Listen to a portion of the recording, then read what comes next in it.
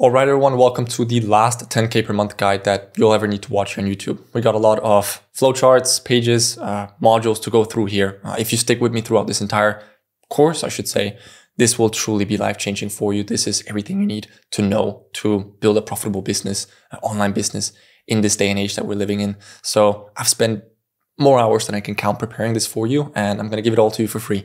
So without any further ado, let's get straight into it. Starting here. Who am I? Well, my name is Sander. I've been doing online business for 7+ years now. I've worked with hundreds of clients globally, and I've spent more than $20 million on ads.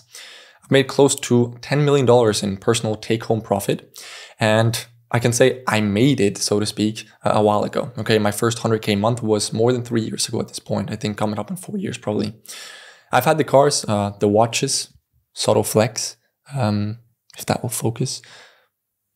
I've had the cars, the watches, and I've spent hundreds of thousands on luxurious hotel vacations. But after everything, all I want to do is sit here and build online businesses and help others do the same.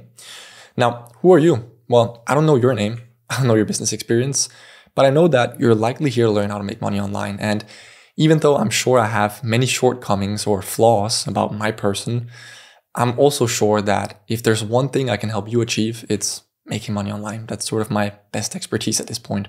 So if you feel stuck or that you have the potential to build wealth but lack direction or don't know where to start, then this video is definitely for you, okay? Now, if your dopamine receptors are a little bit hungry before we get into the depths of this video, just look at these two screenshots from my Stripe dashboard, okay? Here on this day when I took the screenshot, I had done 31K, almost 31K so far on that day. It was approaching the end of the day. And the day prior, I had done over 40K, all right? Here's another one where I had done 9.3K so far that day, but as you can see, it was the beginning of the day. The day prior, I had done 46K. So not every day looks like this for me, but I've seen these, I've gotten accustomed to these results, okay? I've made more than $660,000 in a single month with one product, okay? Across all my products that month, I was probably approaching $1 million in profit. So again, I made it a while ago, okay? I know what I'm talking about. And if there's one thing I can help you with, it's to achieve maybe not these results immediately, but at least 10K per month, if not 20, 30, 40, 50K per month, okay? So stick with me throughout this video. Because I've helped countless people like Victor here, for example, achieve similar life-changing results. Okay, so here we have Victor saying first client closed, $4,500 setup fee plus 45% profit share. Then he says, I have more news, guys. Just got off a second meeting. This time I got 50% profit share and $4,500 setup fee again. Happy Friday, guys. Then we got another one from Victor here. Just closed my third client, $7,200 setup fee and 45% profit share. So again, we're just getting started here. Okay, this is just a warm up. I have so many results like this, like hundreds upon hundreds of people that I've helped achieve similar results, and I can help you do the same. So stick with me, okay? Now, before we get further or into the depths of this video, I just want to say I'm having my assistant choose the 3 best comments on this video, and we'll send $250 to each of those, or the equivalent in Amazon products if for some reason you can't receive wire transfer or PayPal, okay? So $250 to each of the 3 people that write the best comments, okay? To enter, just write a comment based on your goals for 2025, your experience in online business so far, and anything else that's relevant about you, okay? And I just want to say, do not use AI to write the comments for you, because we'll only choose comments that we can see are actually written by people, okay? So again, I'll have my assistant choose the favorite 3 comments, and we'll send $250 to each of those people, okay? Make sure you leave like your Instagram or somewhere else where we can contact you in case you win. Now, getting into it here. So here's what we'll cover today, okay? We'll cover fundamental understanding of money and how to become rich and successful in the short and long term, and why some succeed while others don't. We'll talk about simple yet essential advice that will make you millions in the long run. If you actually take action, if you take no action, well, there'll be no millions for you in the long run, okay? But this simple but really essential and valuable advice that will make you millions in the long run. We'll understand how to actually make money in the real world, not just in theory, but how to create real results in the real world. And we'll get, of course, a full scope of your best options and possibilities for making money online in 2024 and 2025 and moving forward, okay? I'll give you my recommendations, so my personal favorite recommendation, but you can choose freely from all of the options and potential paths that I outlined in this video, okay? We'll cover everything, so no stones left unturned. Then we'll do some quick math/realistic numbers breakdown. So based on the things I'm telling you, and if you take action on them, well, how much could you realistically make? And of course, again, I'll give you my superior path to 10 to 25K plus per month. Okay. You can make more with this. And again, you can choose the other paths as well, but I'm going to give you my personal recommendation on the superior path. Now, as part of this video, you'll even study 2 full lessons from my paid course for free. I ask nothing in return, not your name or your email. I'll just include them in this video as you study through. I found like they fit perfectly into this video. So again, this is just going to be so packed with value. Okay. And again, for free, I ask nothing in return. I'll put everything you'll learn into perspective throughout this video with real life examples and case studies. And at the end, I'll give you my final words and even an offer to you, right? But if you're not interested in what I have to offer, then that's cool. No hard feelings whatsoever, okay? Regardless of whether or not you're interested in my offer, you'll have acquired very valuable knowledge for free that you can apply to all areas of business and your career moving forward, okay? So if you haven't already, make sure to turn on Do Not Disturb mode on your phone or your laptop, wherever you're watching this, and commit the time to studying this video through from start to finish. You won't regret it. If your attention span isn't long enough to study this video through, then I can guarantee you have bigger problems to deal with than starting a business or making money online. Okay, so make sure you have Do Not Disturb on and that you commit to watching this video. So let's get into it. Welcome to the last 10K per month guide that you'll ever need. Now, let's start here. You want to make money, okay? You don't know where to start. So let's start at the beginning. What is money? Well, let's have thousands of years of money history in less than a minute. So as you all know, or probably learned in the elementary school, we started with barter trading, right? I have something that you want and you have something that I want, and we can trade them, right? 1 cow for 3 sheep or whatever the trade might look like. That's barter trading. Eventually we did IOU notes. So that means IOUs for something. This is good because, if you want my cows, but I don't want your sheep right now, well, then, I can give you the cows and you can issue me a IOU note, which means that you owe me something for what I gave you. And then I can get that back at a later time, right? This is kind of the precursor to money and currency, right? Eventually we did currency. So this started with stuff like whale's teeth or clams that, would have a certain value. And so you could buy a cow for X amount of whale's teeth, right? This is the early version of currency. Then eventually we came up with metal coins, right? So gold, silver, copper coins, but these were heavy and hard to transport. And so, for example, in China, well, they'd keep the metal coins at the royal palace. And then again, they'd issue IOU notes that were trusted for local and international trade, right? So we knew that all of these metal coins were kept at the palace, and we knew that an IOU note could be worth X amount of coins, and that you could get those coins by turning in your IOU note at the palace. And so, well, that became like the precursor to paper money, right? Because eventually we had paper money or dollar bill. And well, this was better for transport, but paper money is also infinitely printable, right? So we pegged the paper money to a gold reserve. So we knew that, okay, there's this much gold in the national reserve, and therefore we can issue or create or print this much paper money, right? So you knew that if you had $1, for example, it corresponded to the value in gold held in some reserve, right? But eventually somewhere around the 1970s, well, guess what? It was no longer pegged to gold. So now we could truly just print infinite paper money. And so today, the only real value of money / currency is the trust that we have in a nation to uphold its system. A little bit like when we were trading whale's teeth for whatever goods you might have. Whale's teeth have no inherent value except for the fact that, well, if we all agree that whale's teeth are worth this much, then we can do trading, right? It's kind of the same spot we're in with paper money today. They're not pegged to gold or anything else. The only value it has is the trust we have in a nation or system to uphold itself, right? And so as long as we have trust in the value of our money, the economy can grow because we can focus our efforts on work and creating products and services that others need / want. And thus your ability to make money becomes a measure of your ability to create value and things that other people need, okay? This is why capitalism works, okay? So I essentially regard money as units of energy that I can allocate as I see fit, right? I only have this many units of energy in a day, and so I can only do this many things. But with money, I can employ people, for example, to do certain things. And so again, I regard money as units of energy, because if I have X amount of money, then I can employ X amount of people to do things for me. And so that's essentially more energy for me to build things, right? So I highly advise just looking at money as units of energy that you can do things with. Now, why make money? $1 million question here. Why make money?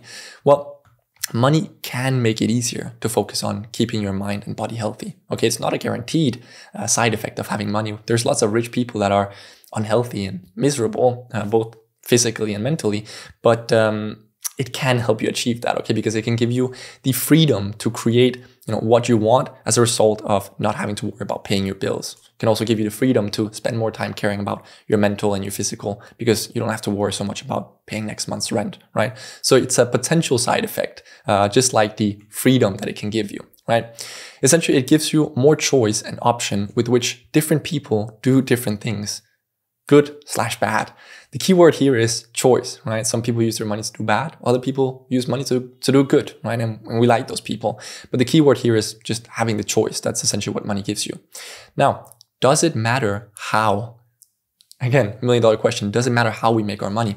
Well, come back to the first why, this one over here. It can make it easier to focus on keeping your mind and body healthy. Well, why is that important? Well, because your own well-being, that's your first priority. It's if you feel bad, well, you'll live unhappily. Simple as that, right? And so how we make our money changes how we feel about ourselves. There's people who make money in destructive ways. There's people who make money in indifferent or in ways that don't really matter. They create no difference. And then third and best option, there's people who make money by doing or creating valuable things, right? So if you're making money doing destructive things, you'll probably be depressed and miserable in the long run. If you're making money doing things that don't really matter, well, you won't really feel like you or your life matters. But if you make money doing valuable things that create value in the big scheme of things, well, then you'll feel great about yourself and you'll be motivated to grow your business further and make more money. So it definitely matters how we make our money. Now, to that, I just want to add, at first, keep in mind, like if you haven't had your first 5, 10, 15, even 20 or 100K per month, month in profit, then you may not have surpassed this stage yet, which is at first, it's easy to find sufficient motivation in the initial pursuit of achieving financial independence. But afterwards, you will have to search deeper. So before I had my first 10K month, all I wanted was to make 10K per month, right? I didn't really care about how, but eventually, I realized, okay, I have to search deeper if I want to grow further, because you can't use this initial sprint of motivation forever to grow further. It only really applies in the beginning. And so to that, I want to add this very important text box here. The most common pitfall of young, ambitious men in our generation that want to make money online is that they simply don't know why. I see, hear, and meet so many people that say, I just want to make money. It doesn't matter how. Well, let me break it to you. You'll never succeed in the long term with that mindset. You need to understand your whys, and you need to feel good about how you make your money. Otherwise, you'll just end up in misery and self-corruption, okay? Trust me, you don't want to get there. There's thousands, if not millions of examples of people who have billions or at least hundreds of millions and are miserable because they've made them in unethical ways. Don't fall into that category, okay? So now I just want to say, get real. Okay, what do I mean by get real? Well, look, let's first accept that probably not everyone watching this video will become a millionaire. That's probably a cold, hard fact, right? But let's also recognize that our chances of starting with nothing and becoming a millionaire is 1,000 times higher and easier today because of the opportunities that we have, that the technology we have affords us, right? I'm a prime example of that myself. I didn't grow up with wealth, but I've made it for myself. Our parents and grandparents didn't have these same opportunities. The playing field has been leveled, making space for a lot of people. That's essentially what the internet and the technology we have has done for us, right? Started with the Industrial Revolution, but actually the Industrial Revolution, you could argue, led to even more inequality because the people with money were able to buy all the machines and then they could employ or exploit more people. But it was the precursor to what we see today in the internet age. And with the internet and the laptop, with the phone you have, the playing field is more leveled than ever. You have more opportunity than any of your ancestors, okay? In the past, success was more luck-based. Today, you're pretty much guaranteed to make money if you just study and follow the right path consistently. I just want to say here, you need to understand abundance, okay? Picture a billionaire oil family, right? That has infinite amounts of oil supply and, they've had billions for generations. Well, if you took 10, 20, 50, or even 100K per month and just rip that amount out of their account every single month, they would feel nothing. It wouldn't even be a drop in the ocean for them. And so my point with saying this is you need to understand how much money some people truly have and how much money is out there in the system. And if you just focus on studying some valuable skill and using that to create value, well, then it's inevitable that you will make hundreds of thousands or millions for yourself. It's a pretty simple game, okay? Create value, be rewarded. Have this abundance mindset. There's more than enough money out there. You just gotta find a way to deserve it. Simple as that, okay? Now, here's a shocking fact, okay? People who are better at delivering their service / product / job / business make exponentially more money than those who are less skilled, okay? The value gap is not linear. What I mean by this is, picture a linear straight line on a graph, right? The value gap when it comes to making money is not linear like this. It's not that if you're this good, you make this much money, and that if you're this good, you make this much money. It's an exponential curve, okay? So if you're this good, well, you probably make this much money, but if you're this good, you make this much money. I hope that makes sense, okay? The value gap is not linear, it's exponential. And so people who do better or are more skilled make exponentially more money than those who are mediocre, okay? I would pay 10K per month for the help of one excellent person, but I would not pay 10K per month for the help of 10 mediocre people, okay? Let that sink in. I will pay $100,000 for one great piece of advice that can truly transform my business, but I will not pay $100,000 for 100 pieces of mediocre advice. Let these facts sink in. Again, the value gap is not linear, it's exponential, okay? Excellence is valuable. It allows businesses to grow. Mediocrity, well, it creates stagnation at best. It can also just create a downward spiral, right? So essentially be better than others and make more money. Simple as that. I just included this screenshot from literally a couple of days ago. Here you see, so these two payments arrived simultaneously. So this was 15K for a few hours of coaching, okay? This 4.8K payment was profit share that I received from another client. But this 15K right here is literally for a couple of hours of coaching. My point with showing you this is they would not have paid me 1K for 100 hours of coaching if I was mediocre. But instead they're paying me 15K for a few hours because they know that I'm so skilled at what I do. I have so much experience with what I do that my advice is worth that amount of money, right? Look, I've seen many trends come and go. There's a myriad of opportunities out there and a lot of them are saturated, okay? But there's also a clear undersupply of people with unique skills, okay? So if you want to make money, seek excellence in a skill that can help business grow or individuals improve. Now, let's first understand the most basic principles of how businesses make money, and then we'll translate that into how to create real life results today with online business.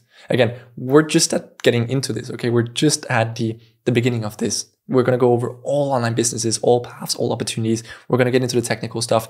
Don't worry. I just want this video to be as value packed as possible and really go from A to Z, okay? So here's the page I call the dollar framework, or making money in business 101. So there's a couple of ways of making money in business or in online business, in business in general, right? One, you could satisfy an existing customer need, right? So you create some shoes because people need shoes. You create a tennis racket because tennis players need tennis rackets. You could solve an existing business problem, right? So you could help business with marketing or sales or create tools that business can use to grow their business. Or you can enable people to improve, usually through knowledge, right? So you can write a book that can help people to improve. You can do coaching that can help people to improve, or create education that can help people to improve, right? So these are three of the core ways of making money. Of course, there are other ones, but we're talking about the fundamentals here. So let's break down what these look like. Again, we're going to get into all the online business stuff in a moment. I just want to make sure we have a fundamental core understanding, because then everything will be absorbed better, okay? So start with the first one here. Create and sell a product that can outcompete the existing market in terms of function / price / quality, essentially better value, right? I have prepared a bunch of cases here just to put everything into perspective. So case one, problem. John's friends want to play tennis, but all of the good tennis rackets are too expensive. Well, what's the solution? You could figure out a way to engineer a high quality tennis racket at a lower price than the competition. The potential scalability / profit of this is high. There's, you could scale it worldwide. You could scale it to millions, hundreds of millions, billions in profit. Okay. You create $1 billion company if you create a better tennis racket at a cheaper price than all the other companies. But the upfront financial cost would be millions in research and development. The upfront time investment would be extremely high, and the competition on the racket or tennis racket market is extremely high. Let's talk about why / Reason slash impact. Why should you do this? Well, there's not much of reason. There's a red ocean of giant companies with thousands of employees and large advanced engineering teams already pushing racket technology and quality and prices to the max while competing with each other on price, right? And so degree of replaceability, well, high, because there's constant innovation and competition in the industry. So verdict, if you're starting out, well, this is not a good idea. Simple as that. Let's take another case here. Problem. John wants to play tennis, but there are no local / nearby tennis clubs in town. Solution. Well, build and open a local tennis club so John and the rest of the town's tennis enthusiasts can play. Potential scalability / profit, low. There's low margins, high maintenance, and only market advantage here is really the location, right? So it's not scalable because, well, you only have that one location. Upfront financial cost, hundreds of thousands, maybe even millions. Upfront time investment, high as well. Competition, locally non-existent. That's why you would open the club. Why reason / impact? Well, you could enable the local people in John's town to stay healthy and have good fun playing tennis. So I'd admire you if you did this, but talk about degree of replaceability, medium. I mean, someone could open a new competing tennis club next door, but they probably wouldn't because, again, it's not a huge profit opportunity. It's more something you should do, again, from a passion point of view. It's pretty bad from a business / profit point of view, right? So again, definitely not recommendable. Let's jump over to the next category here. You could help businesses solve problems or get more customers, right? Let's take case one here. So for example, a service case. Problem. Business X wants to sell more products on their online store. Solution. Create, manage, and run marketing campaigns for them in order to boost their sales. Potential scalability / profit. Medium. You have high margins and pretty simple fulfillment, but you have low total volume / revenue, right? You may be getting paid retainers or profit shares, but you can only work with so many clients, and the profit share that you can get on each client usually isn't so high when you're doing, for example, SMA or running ads for companies because there's a lot of competition, right? Okay, upfront financial cost, well, virtually zero, right? Upfront time investment, low to medium. You'll have to invest some time studying and learning how to do it, but it's not like creating a tennis racket. Why / reason / impact? Well, you could help good businesses sell more good products, thus creating more happy customers. That's value if you ask me on the bottom line. Degree of replaceability, well, high. There's no personal innovation, at least very limited. It's a pretty robotic service by now, except for, of course, the top 1% in advertising. And believe me, that's a really tough game. And even those top 1% agencies are replaceable. I personally know someone that runs a New York City-based agency that does branding / identity / marketing for a range of major LVMH-owned brands. And I can tell you, based from what I've heard, it's a very tough game. Okay, there's constant need for new ideas. There's an insane workload and low scalability.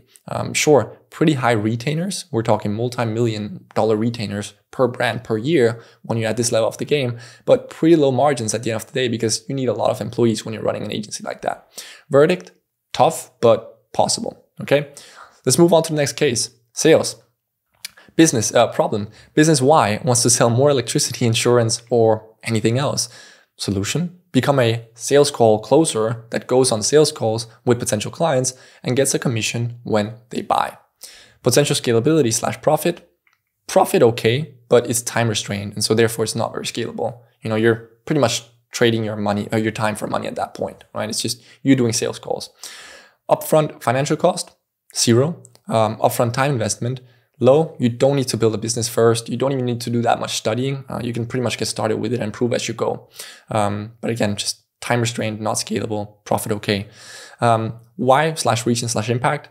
Well, look, doing this, you'll probably make some decent money, become good at sales, and in the process, you can connect people to products that they might benefit from. However, more often than not, products sold by closers are not very good. That's often why they're needed in the first place. The closers, to help sell products that people wouldn't buy without pushy sales tactics. Now, this is definitely not always the case. There are sales call closers that sell good products, but just don't be the guy that sells a scammy product, right? We don't like those people. Degree of replaceability, well, extremely high. Anyone can learn sales quickly and replace you. And so you're not building a brand or a business. You're just taking commissions. And essentially, it's robot work, okay? Verdict, decent earnings potential, but limited personal growth / learning potential. And there's a big chance of sort of getting stuck in a role. I've seen this happen too many times. People get started with sales, they start making decent money, even 5 or 8K per month, or even 10K per month, the ones that do good. And then they get comfortable and they get stuck in that role and just repeating that robotic service and job over and over again. So, after years, well, you realize you haven't grown for years as a person or in your career. You've just been stuck doing the same robotic thing on repeat. And so, well, not a good idea if you ask me. Let's take case 3 here, okay? Platform/software. Here's another problem. Well, Peter, the coder, has created an online course and needs a platform with a variety of online tools to host and manage it, such as course hosting, community hosting, website hosting, email marketing, lead management, etc. Solution: create a software platform with all the tools that Peter needs. Potential scalability/profit: extremely scalable. Upfront financial cost: medium to high. Upfront time investment: extremely high. Why/reason/impact? Well, you could enable millions of experts, coaches, and teachers to share their valuable expertise through online courses, right? Degree of replaceability: medium to high. It's pretty easy to create competing, softwares. Basically, in any niche or industry, there are already tens, if not hundreds, of competing software. So, degree of replaceability, pretty high. Now, this same type of platform-oriented solution analogy could be said for what libraries are to books, right? And for what schools are to teachers. Essentially, you're creating a platform/tools that enable people to do more, right? So a platform that enables people to host courses, or a library that hosts people's books, or a school that enables teachers to do their job, right? This is the platform-oriented solution analogy, right? This is usually very difficult and expensive. Now, let's move on to the third and final category here, right? So number 3, enable people to improve through knowledge usually. So spread valuable knowledge/education that enables people to independently innovate and create value. Well, you could provide value as an expert. Case 1 for that would be teaching/coaching someone directly, right? The problem that we could look at here is, well, Sam, beginner coder, doesn't know how to program XYZ in his coding software, right? Solution: Peter, the pro coder, sells Sam hourly coaching sessions on how to code. Potential scalability/profit, pretty low. Again, it's time restrained, just like the sales call closer. You're usually, charging an hourly rate for your coaching. Upfront financial cost, 0. You're doing coaching. Upfront time investment, medium. We could say low to medium. Essentially, your time investment is the whole career that you've spent acquiring the knowledge that you're now coaching, right? But after that, there's not much. Why/reason/impact? Well, you can enable people with similar passions/professions to do more/better work, right? Degree of replaceability, well, depends on the level of the personal expertise sold/provided. The more advanced, the less replaceable. So if you're the only one that has the knowledge that you're selling in the world, then you're not replaceable. But if we take the example of a French teacher that's selling one-on-one French tutoring lessons, well, then you're extremely replaceable because there's millions of people that could do that, right? Now, moving on to the next one here. Creating educational material as opposed to coaching, actually creating material out of your knowledge, right? Or courses or books. So problem: millions of people want to learn how to code. Solutions: well, you could write a book on coding, or you could create an online course on coding, right? Potential scalability/profit, well, they're both highly scalable. Upfront financial cost, well, with a book, it'd be low because usually if you're writing a book, you have a publisher and they cover most of the expenses. With a course, it's low to medium. I say medium because when you're creating your online course, you need to pay for any expense. So even just the equipment, the software, we're not talking tens of thousands or hundreds of thousands. We're just talking a couple hundred or a couple thousand, but it's still not nothing, right?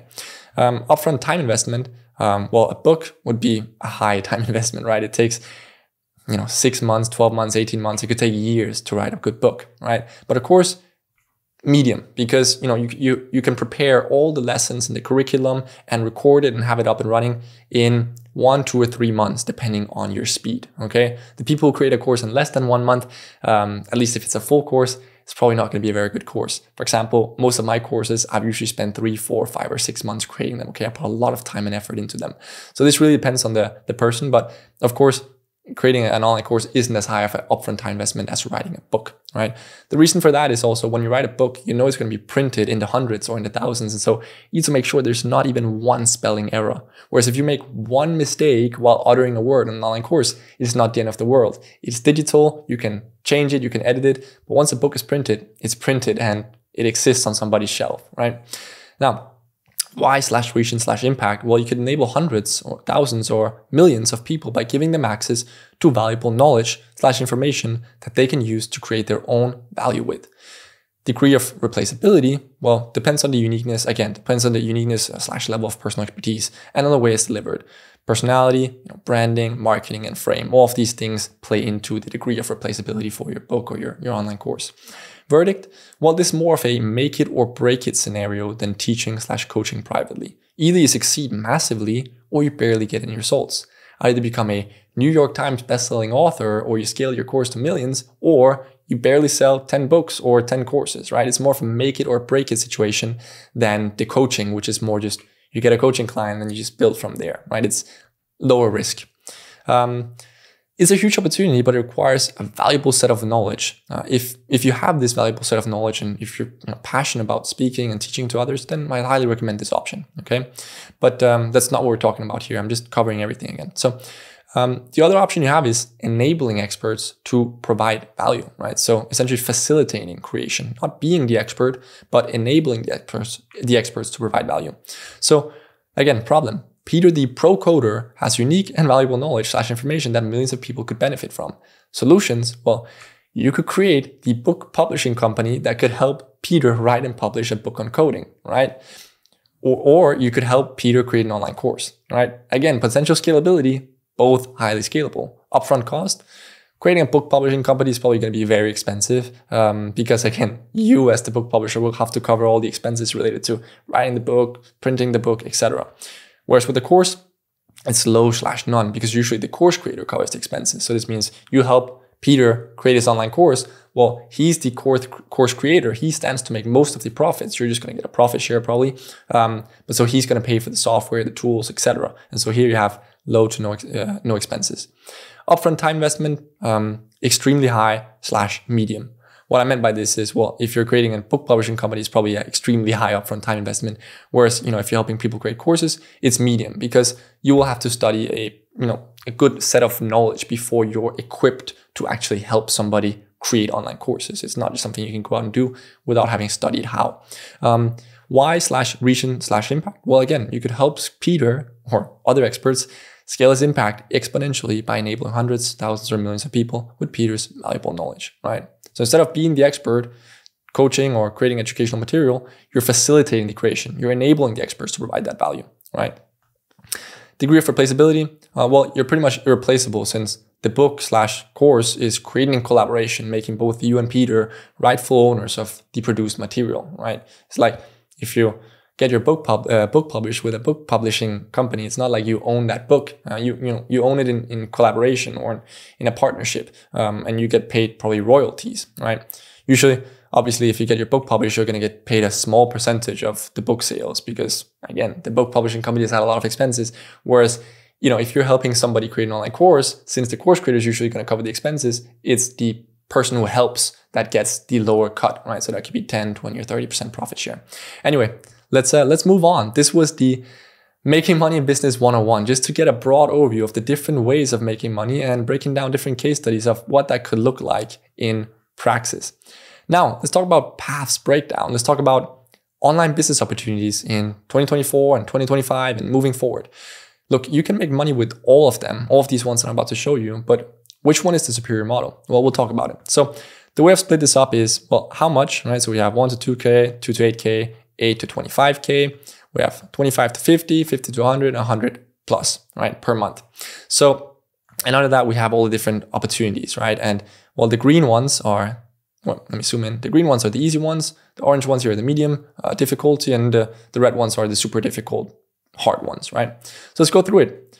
1 to 2K per month. Well, that's most jobs, right? You could be a cashier at a supermarket, you could be an assistant, you could be a bartender. I'm sure you can make more than this, if you have a good position in any of these jobs, but this is the range for most normal jobs around the world. I mean, I'm not going to speak for all countries or sound entitled. Where I come from, you actually make more than this as a cashier, but I'm just going to try to make an average here, right? Now, moving up into the next category, 2 to 8K per month. Here we can start talking about online business opportunities. So you have appointment setting, right? With appointment setter, you're setting appointments for sales call closers. If you're decent, you can maybe make 2K per month. If you're really good, you can probably get it up to 3, 4, even 5K per month. But that's difficult as an appointment setter. It's a lot of work, but it's very easy, right? Then we have video editing and copywriting. Now I've put these in red because these are actually far higher skill requirements than you would imagine. Like the skill gap when it comes to video editing is one of the biggest that I've personally experienced. Like you need to be really good at video editing to start making this amount of money because there's just thousands, millions of people that can do video editing. And so you need to be really good to set yourself apart. And the same goes for copywriting, especially in this day and age where now we have AI that can assist us with copywriting. There's millions of people that want to do copywriting. You could make 20,000 per month with copywriting. Like we could move this all the way up here, but usually you're not going to make that much with copywriting. Maybe you can get to 5 or even 8K per month with copywriting. But even to get there, you need to have a really high skill requirement. Okay, so that's why I've put these in red. Now, moving on to the 8 to 25K per month category, we have sales call closing. We spoke about this earlier, right? If you're doing good at sales call closing, you can probably make 8, 10, or even 12K per month. But again, robotic, really, really boring. But it's easy. We have something like affiliate marketing, not something I've personally explored a lot in my career. It never really caught my interest. I'd say it's medium, even medium to difficult, but you can make money with it if you scale it, okay? We have an SEO agency. Again, medium difficulty. You're probably not going to get, above 10K per month with that unless you scale like crazy. Then we have web design / funnel building agency. This, I'd say you could probably scale pretty easily to like 10 or even 20 plus K per month because there's a lot of people that need good looking funnels and web design. And you can charge quite a lot for that. But again, I've put it in red because just like with video editing, the skill gap is insanely high here. It's like, I'd be willing to pay 10, 20K for an amazing website that would transform my business. But it's like the top 0.001% of web designers that can actually achieve that, right? And for all the other ones, again, just like I explained in the beginning of this video, I'm not willing to pay 100K I'm not willing to pay 10K for 10 people to do something, but I am willing to pay 10K for one person that does something excellent, right? The same thing applies here with web design. You can make 10, 20, 30K per month with this if you're great, if you're in the top 0.001%. But if you're not there, you're going to be left looking for the scrap clients, battling with all the saturated competition, trying to close deals and getting paid a very little per job, right? So that's why I put it in red. Now, SMA, the infamous down here, it used to be easy. Now it's very saturated. That's why I put it in red. I mean, service delivery borders somewhere around easy to medium, right? But I've put it in red because it's very difficult to distinguish yourself as an SMA nowadays. And so it's very saturated because, it was a huge boom, right? I benefited from it. I created a very profitable SMA. I taught hundreds, actually thousands of people to do that. And it worked great. I transformed hundreds of lives by teaching people how to create an SMA, and it worked great. They got to 10, 20, 30 plus K per month, but I'm not recommending it anymore because it's saturated. So I just got to be honest about it. Now, moving over to the other side of the border here, now we're moving up into the 25 all the way up to 100K per month. And what you'll see is I haven't divided these into the different brackets like I did over here, because when it comes to making 25K plus per month, it's not so much about which business model you choose.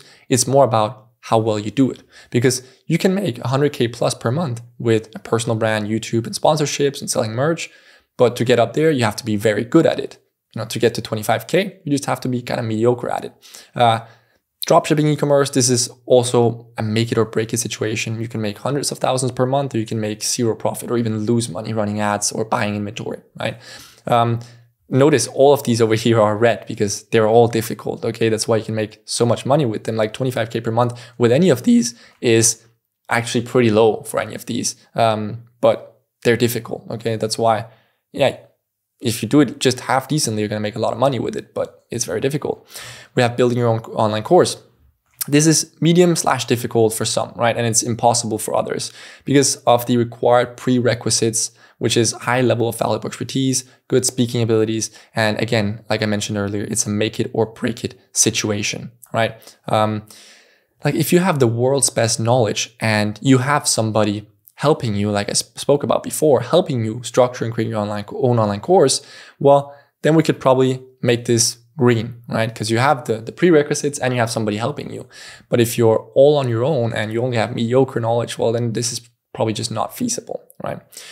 Now, what is this thing with the question marks and why are these arrows pointing towards it? Well, this is because, again, I've covered all paths, but as I mentioned at the beginning of the video, I would also give you my recommendation to what is the superior path to 25K plus per month in 2024, 2025, moving forward.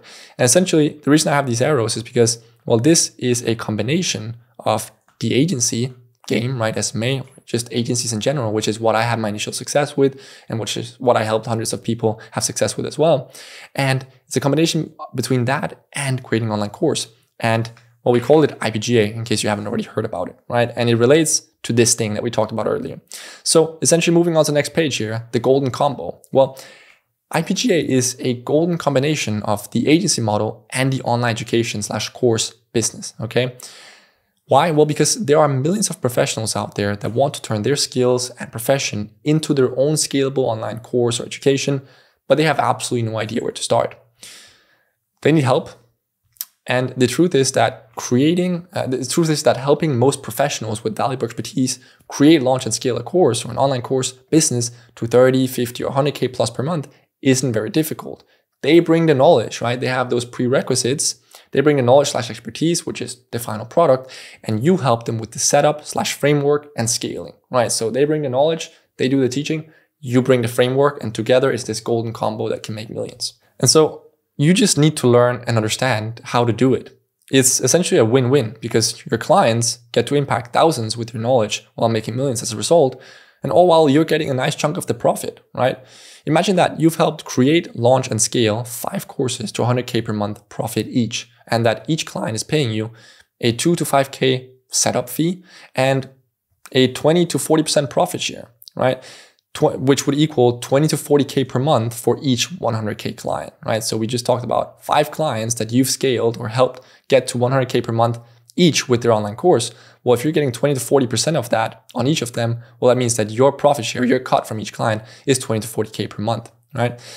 In total, that's a whopping 1 to 200K in monthly profit share for you, right? Plus 10 to 25K in upfront / instant setup fees, which you got when you signed the clients. But you're probably not going to care much about that, 10 to 25K in upfront setup fees once you're making this in monthly profit share, okay? In other words, decent money upfront and big money in the long term. Now, is that too much money for you? Well, then let's try being ultra conservative, okay? Let's say you only do it with 1 client instead of 5, and that you only get 20% profit share instead of 40, and that you only scale them to 50K per month instead of 100K per month, okay? So that's 1 client with 25% profit share that you've scaled to 50K per month. That's still 10K per month in profit share for you with 1 client. Again, talk about that 10K per month mark. This is the easiest way to get there. You have 1 client, scale their course, create and scale their course to 50K per month, and you get 20% profit share. You're already at 10K per month. There's no smarter or more intelligent or easier or better path than this. It's crazy. And again, you also got the $2 to 5K, $2,000 to $5,000 for the setup fee. At least all the people I've helped create IPGAs, they usually charge $2,000 to $5,000 in setup fee. You even saw Victor at the beginning of this video. $4,500 setup fee, another $4,500 setup fee, and $7,200 setup fees. And you can see Victor sign on very, very high profit share percentages, but usually I recommend actually going a little bit lower than that. So like 20 to 30% profit share, because it's just more fair. And so you're probably going to have a better long-term relationship if you don't take half of the profit, but instead 20%. And again, if you sign enough clients, then 20% on each client and you scale them, well, that's more than enough, right? So moving down here, essentially, this is what happened at the end of last year when I started taking on IPGA clients for the first time. These were my setup fees, okay? So they paid me, 10K and 10K and 9.5K just to get started, right? And that's the upfront payment, the setup fee. And then, take this growth example of one of my IPGA clients that went from 0K per month to 25K per month to 2 to 300K per month in less than 6 months. We see here 15K closed and 8K cash collected this month so far. Then we move on, I think a month later or maybe a little bit less, we have 25K cash collected this month so far, increasing ad spend today. And then we move on further down the line, currently at a cool 2 to 300K per month with a clear plan to get to 500K and then to $1 million per month, right? We have another example here. So Lewis, he said, yeah, we're bringing in like 3K USD a day average for just a couple hundred views. But I think we're nearing, this is a little bit later, I think we're nearing 300K in total sales now on the course overall, okay? So again, imagine getting 10 to 20% of that every month. Like just look at the numbers I've just told you, 2 to 300K per month. Or this one, which is 300K total at this point, or around 90K per month when this screenshot was taken. Well, just to help you imagine, look at this. These are screenshots from one of my Wise accounts, and all of these payments are profit share, okay? So from different clients, you'll see here, 1st of July 2024, 7.5K. The day after, 8.5K. You see August here, 10K. 6th of August, 5K. September, 9.5K. The day before, also 9.5K.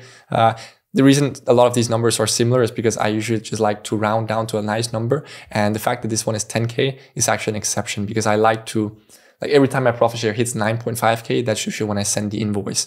So that's why you see most of these are at 9.5K. But obviously for less scale clients, like the one I showed you at the beginning of the video, which was a 4.8K profit share payment, and for these other ones like 7.5, 5, 1 and 5 here, like these are just, maybe we haven't reached the goals or we haven't scaled that client far enough yet. And so, I'll just invoice them my profit share at a little bit of a lower amount. But usually I invoice once the profit share, or every time the profit share hits 9.5K. So actually this 10K one is the exception here. It should help you to understand that it only really takes one client, one good client to get to 10K per month, okay? This is by far the superior path. It's the golden combo. All right, moving on. Just want to show you what it can look like when you pop off. Here we have one of our course members or IPGA community members. First client W, $1,300 a month retainer, 20% revenue share. Second client closed, 1.2K upfront plus 20% revenue share. Third client closed, 500K, not 500K a month, 500 month plus 40% revenue share. Little W from last night, $1,500 upfront payment. I guess that's a setup fee. Fifth client almost signed, 1.5K upfront, 40% revenue share. New client closed, 5K setup plus 30% revenue share. Used Jack Brooks' method. So Jack is actually a member of our community that's been super helpful to all the members, and he's actually joined my team now as well. So whilst running his agency, he's also helping like our members sign more clients. We teach how to get clients in the course, but he's just providing a lot of extra value in the community, and he's even helped me create modules for the course now. So his method is being taught everywhere in the course and to the community, and so that's what Karen is referring to here. As mentioned before, we're hosting a call soon on how you can do the same. Yeah, so we actually collaborated on hosting a call for other members to help them sign clients. Okay, that's what I like to do whenever we have successful members. I partner up with them because one thing is hearing it from me, hearing how to do it or hearing my results. Another thing is hearing it from somebody that was in your shoes just starting out like a few weeks or a few months ago, and then now they've gotten a bunch of clients. And so I'm like, well, we should partner up to host a call for all these people that are trying to get where you are, right? We have another one here. Call me DJ Khaled. He says 5K upfront plus 35% revenue share. Are you effing mad? 5K again, 30% deal done for the week, 14K months so far. This is what happens when you pop off. I have so many examples like this. But this is just one example of somebody that has done well, entered the course, was at zero, did well with it, signed a lot of clients, made a lot of money. Then I offered to partner up on hosting a call, just like I did with Jack, and just providing as much value as possible to the members so everyone can achieve these results. So the next thing we're going to do here is I'm going to give you a more in-depth explanation of your value proposition as an IPGA and the raw maths and potential growth curve / earnings that you can expect as an IPGA, okay? And so this is actually a course lesson excerpt, or basically an entire lesson from my paid course, from my paid IPGA course. I'm just gonna give it to you for free, okay? So it's gonna play once I do this, and then after that, we're gonna come back into the flowchart. I'm gonna give you some more value, okay? So let the course lesson play now. Again, if you wanna pause this video, take a breather, go ahead, make some tea, or if you're feeling in the zone, continue to watch. But again, make the commitment of watching this video through to the end, okay? We're essentially just getting started. I want you to come out of this video and know what to do, okay? This is everything you need, okay? So watch this course lesson. We're gonna come back after. I'm gonna show you another course lesson. Just make the commitment to finish this video. Again, if you can't moisture up the attention span to do that, then you have bigger problems to worry about than making money online, okay? So we'll jump into the paid course lesson that I'm gonna give you for free now, and then I'll see you on the other side. All right, everyone, welcome to the next module here in the IPGA Masterclass. In this one, we are talking about your IPGA value proposition. Now, we briefly touched on this in the welcome module, but in this module, we're gonna go much more in depth with it so that you truly understand, well, what is your value proposition as an IPGA? Because when it comes to running any business, selling any product, the most crucial factor in terms of succeeding is understanding your value proposition. When I talk to entrepreneurs or business owners or people who are starting, trying to build a product or selling any service, it's very easy to distinguish those who will have success and those who won't have success based on how well they're able to very quickly explain what their value proposition is. If you ask somebody who's starting out point blank, well, that's fine and dandy with all of these quirks and features you're talking about, but what is your value proposition? Like, what is your main thing that you're offering me that I can benefit from? And if somebody cannot give you a quick answer to that question, and precise answer to that question, then chances are, well, one, their value proposition isn't very good, and secondly, you're not going to buy their product. So whenever doing any business, any product, any service, in particular, when starting an IPGA, understanding your value proposition is very, very important, okay? So let's get into it. Here is my value proposition to prospects/clients. If an IPGA client wants to work with me, or if I have to explain what my value proposition is to somebody. Number one, I'll help you turn your expertise into a scalable info product. Pretty simple, right? This is possible in any niche and any industry. People need your expertise. And finally, by doing this, well, you can make an incredible amount of money. It's no mystery really, because you can coach/teach one person for 1 hour and you'll get paid for 1 hour of work. But if you can package all of your knowledge up and share that digitally with thousands, well, then you can scale your impact and thus your income exponentially. So you see how that took me probably 30 seconds, and that was even an expanded explanation.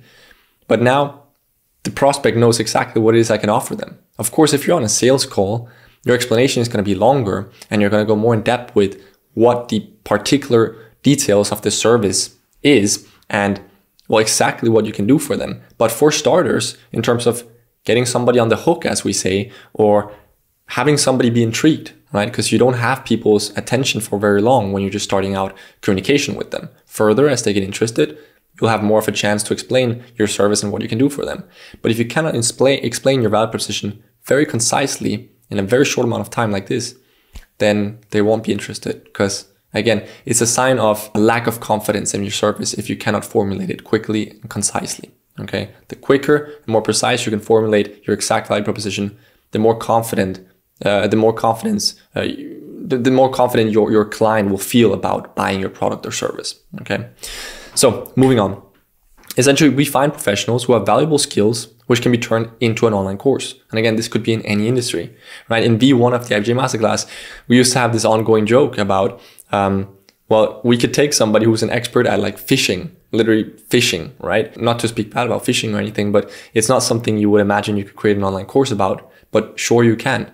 Any interest, whether it's a hobby or a business or sport, it could be anything. If there's thousands or millions of people that are interested in it, well, if you're an expert in that field, then you can make $1 million course. Simple as that. It doesn't matter if you're an expert in paddle tennis or in fishing or in writing books or in running IPGAs, whatever your client might be an expert in. If there's a substantial amount of people who are interested in that thing, then you can create $1 million course with them. Okay, so we then initiate a cooperation with them, and our responsibility is to help them. Okay, I've underlined help here because you're not doing this for them, you're helping them with these following points. Number one, create an overall strategy and vision for their online course/education. Okay, what this means is, well, they might come to you with an idea, right? They're an expert at fishing and they would love to teach thousands of students how to do fishing like they do through their online course. But that's just an idea, right? That idea has to be turned into something that's actually structured, right? And so that's a very abstract and difficult process if you're just trying to do that by yourself for the first time and you don't have the proper worksheets or processes or somebody to guide you through it. Doing that, creating an online course by yourself without any of those processes, systems, or somebody to guide you through it is very, very difficult. And so that's why, again, the most difficult part of creating the IPGA Masterclass, well, that was creating what is now part 2, which is essentially service delivery, or what used to be the Course Creator Masterclass. Well, we teach a person how to create, launch, and scale a course from scratch. But in your example, you're learning that so that you can take that knowledge and use it as a service with your clients. Again, if somebody was to create a fishing course from scratch and they had never created an online course before, taking that idea and structuring it and turning it into a strategy and a vision is very, very difficult. And that's why you're going to learn those processes in part 2 of the course. Okay, so you can apply those with your clients. Then we move on to, producing the course, material and content guidance. Again, I'm underlining that it's help and it's guidance here, because you're not going out there and writing all the scripts for their modules and then recording the course for them. Obviously, they're the expert in their field. You've studied the Course Creator Masterclass. You've studied with COED. You are a certified COED partner expert, IPGA, and you're trained with our material, right? Just like a lawyer is trained in law school, right? And an architect is, studying architecture. Well, you're studying IPGA processes. And so just like you learn how to create the strategy and vision for the course in part 2, well, you also learn, well, how do we actually produce a course? How do we structure the material? Is it keynotes? Is it docs? Is it in-person filming? If it's screen recordings, how do we do those screen recordings? You'll learn all of those things so that you can tell your clients how to do it. You're not recording or scripting for them, but you're guiding them through the process. Then we move on to setting up and managing the backend, right? So that's the course and the community hosting and the funnel, etc. Okay, and this is probably one of your biggest value adds in your client corporation, right? Because that's something that can seem daunting to an expert of 30, 40, 50, 60, 70 years old, right? Especially if they're 50 or 60 plus, they might not be the most tech savvy person. And so having to take a subscription to a software, set up the course hosting, the funnel, the community hosting, the email marketing, all of those back-end things that we teach you how to do here in the IPGA Masterclass and that we teach you how to do for your clients, well, you're taking care of all that, right? That's one of the parts where you really do the heavy lifting. Because again, when it comes to strategy and course creation, you're just guiding them, but they're the star. But when it comes to the back end, well, you're really doing the heavy lifting. You're not just guiding them on how to do a subscription and setting up the back end. You're doing it for them in their account. Okay, this is a shared project, and this is the area that you solely occupy, right? The backend management, which obviously will teach you how to do in Buildable, which is my software, which is an all-in-one tool that we'll talk more about later in the course. Okay, you don't need to know too much about that, but it's just the best all-in-one tool to use with your clients, and you can even use it for IPG as well. We'll talk about that later. Then, well, you're going to launch the course, right? There's a few steps before you get to the official launch. We're going to go through a pre-launch and a testing phase, an optimization phase before we actually do an official launch. But again, you'll learn all of that stuff later in the course, so you don't need to worry about it at all for now. I'm just outlining what your value proposition is. And then of course, finally, we have, well, you're going to scale their business or their online course through paid and or organic marketing, right? So depending on what kind of person your client is, if they're a very extroverted person who loves to create, for example, YouTube videos or content for LinkedIn or Instagram, you're going to be able to help them get a lot of sales, generate a lot of sales through organic marketing, right? You can guide them and work with them to create a good organic marketing strategy. So create a YouTube posting schedule, guide them what kind of YouTube videos they should do, the titles, the thumbnails, everything in between. If they're a more behind the scenes kind of person who's more technical, but has very valuable knowledge, that is maybe easy to sell because a lot of people need it, well, then you can just scale that course consistently through paid advertising, right? Which you'll also learn here in the IPGA Masterclass, running Facebook and Instagram ads, running YouTube ads, and doing all of these in particular for online courses, right? That's my specialty essentially. And it's what allowed me to take my first course from, I took it to around 20K per month with organic marketing, like with my YouTube channel back then.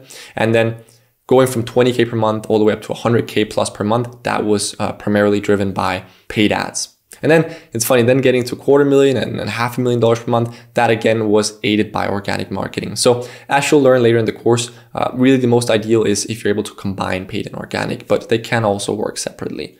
Again, we don't need to go too much into the details. You'll learn all about this as you go into the course. And this is something I want you to keep in mind. Whenever you hear a subject that might seem complex or something where you're like, well, I don't know how to do that, don't worry, just keep watching the course and take the action steps that we outline, because eventually everything will be taught. So by the end of everything, there'll be no stones left unturned and you'll be completely ready to work with clients and to scale them. Okay. There are some potential post-launch responsibilities / services. Okay. I didn't put them on this slide because, well, these are our main objectives. These are our main value proposition, but you can help out wherever it's needed afterwards. So again, setting up or optimizing social media profiles, or developing an organic content strategy and calendar, as we just talked about, providing regular reports to a client on campaign performance. For example, if you're running paid ads for them, obviously maybe once a week or once a month, you want to give them an update on how that's performing. And then of course, continuously optimizing ad campaigns based on that performance data. And then of course, testing new marketing strategies to improve results, right? So that could be testing new paid ads, methods, right? That could be saying, oh, this kind of ad is working really well. Maybe it's a video ad. So you ask the client to produce another video like that you can now test in paid ads. But if you're doing more sales through organic and you can see, okay, your client did these 5 YouTube videos or these 5 LinkedIn posts, and well, you're going to go in and evaluate those and analyze, well, video number 4 or LinkedIn post number 2 performed better than the rest. So we should do more like that, right? This is your responsibility to essentially help any way you can and make sure that your client is scaling as much as possible. Now, moving on here, why would they pay you to help them with this? Excellent question. They pay you for the exact same reason that they pay a lawyer to write a contract or a developer to code a software. Technically, they could go to law school, get a degree, and do their own contracts, or they could study coding and development for years and then build their own software, right? If there's something we want to do, technically we could learn to do it ourselves and do it ourselves, but that takes time and money and resources. And well, as they say, the person who tries to catch every rabbit catches none, something along those lines. It's true, right? You cannot do everything by yourself. And so if somebody has spent 3, 5, 10, 20, 30 years becoming an expert at something that they want to create an online course about, well, they're probably better off hiring somebody to help them set that up if they don't want to spend, a month or a couple of weeks and money investing into a course that they can study to learn how to do it themselves. And then once they've spent money and time studying that, well, now they can start spending time actually doing it, right? It's a process. And if somebody wants to do it themselves, well, respect to them, right? They're more than welcome to that. But again, the far majority of these professionals that actually have the resources and that don't have a lot of time, they'd prefer to get help from an expert, right? As the saying goes, time is money. People are busy and we cannot learn and do everything by ourselves. Therefore, we hire and pay experts for their help. Yes, any one of my clients or your future clients could technically buy the Course Creator Masterclass material, study it through, and then build everything from start to finish by themselves. But most professionals don't have the time, skill, patience, or interest required to learning how to do all of that by themselves. Some people might, right? We're planning on scaling the Course Creator Masterclass and teaching thousands of people how to do it themselves, because some people are like that and there's nothing wrong with that. But again, the far majority of people, and if they have the resources, which a lot of professionals do, they'd rather hire somebody to help them. They'd much rather pay an expert who has already studied all the material and therefore understand all the process to help them through the process. Again, just like with a lawyer, developer, or any other consultant. That's why they pay you. It's quite simple. Now, let's talk a little bit about IPGA deals or deal types. Okay, so we have 3 main deal types. Number 1 is a full-scale partnership with permanent profit share and usually a setup fee. So setup fee, well, that's, we're going to start this corporation. I'm going to help you create, launch, and scale this course for you. And I'm going to have to invest quite a lot of time into helping you do that before I can actually scale that course and claim my profit share, right? If the corporation is quick, well, then, you might be able to launch your client's course in 3-4 weeks, right? But that would be pretty quick in some cases, it could take 1, 2, or 3 months before you actually get to the part where you can officially launch and scale your client's course, because the creation process, depending on the client, can take time, right? And so that's time that you're investing into working with them. But during this time, you're not really, the client isn't really making any course sales, so you're not really getting profit share, right? So this is why a setup fee is very, very important, because if you just start the corporation, now you invest a month into helping them create it, and you're like 80% of the way there, and now they get cold feet because they're not sure if this is a good idea anymore. This is very common that, whenever you invest a lot of time and effort into something which is part of your soul, like putting all of your expertise into an online course, you need to have some incentives to keep going. Unless without that, it's going to be too easy to just get cold feet and run away, right? That's something that can happen in any kind of business. Right before things are about to pop off, people can get cold feet, right? And so to guarantee your time as well as to motivate the client further to actually go through with the whole corporation, a setup fee is very, very important. As you will have seen by a lot of the results I share on the demo and our website, it's quite common for our members, our IPJ members, to charge their client a setup fee of, for example, $5,000, right? In some cases, it's lower. It could be $1,000, $2,000, $3,000 or $4,000. And we've also seen setup fees of $7,000 to $10,000 dollars, right? I charge minimum $10,000 because of my case studies and all the results I can show.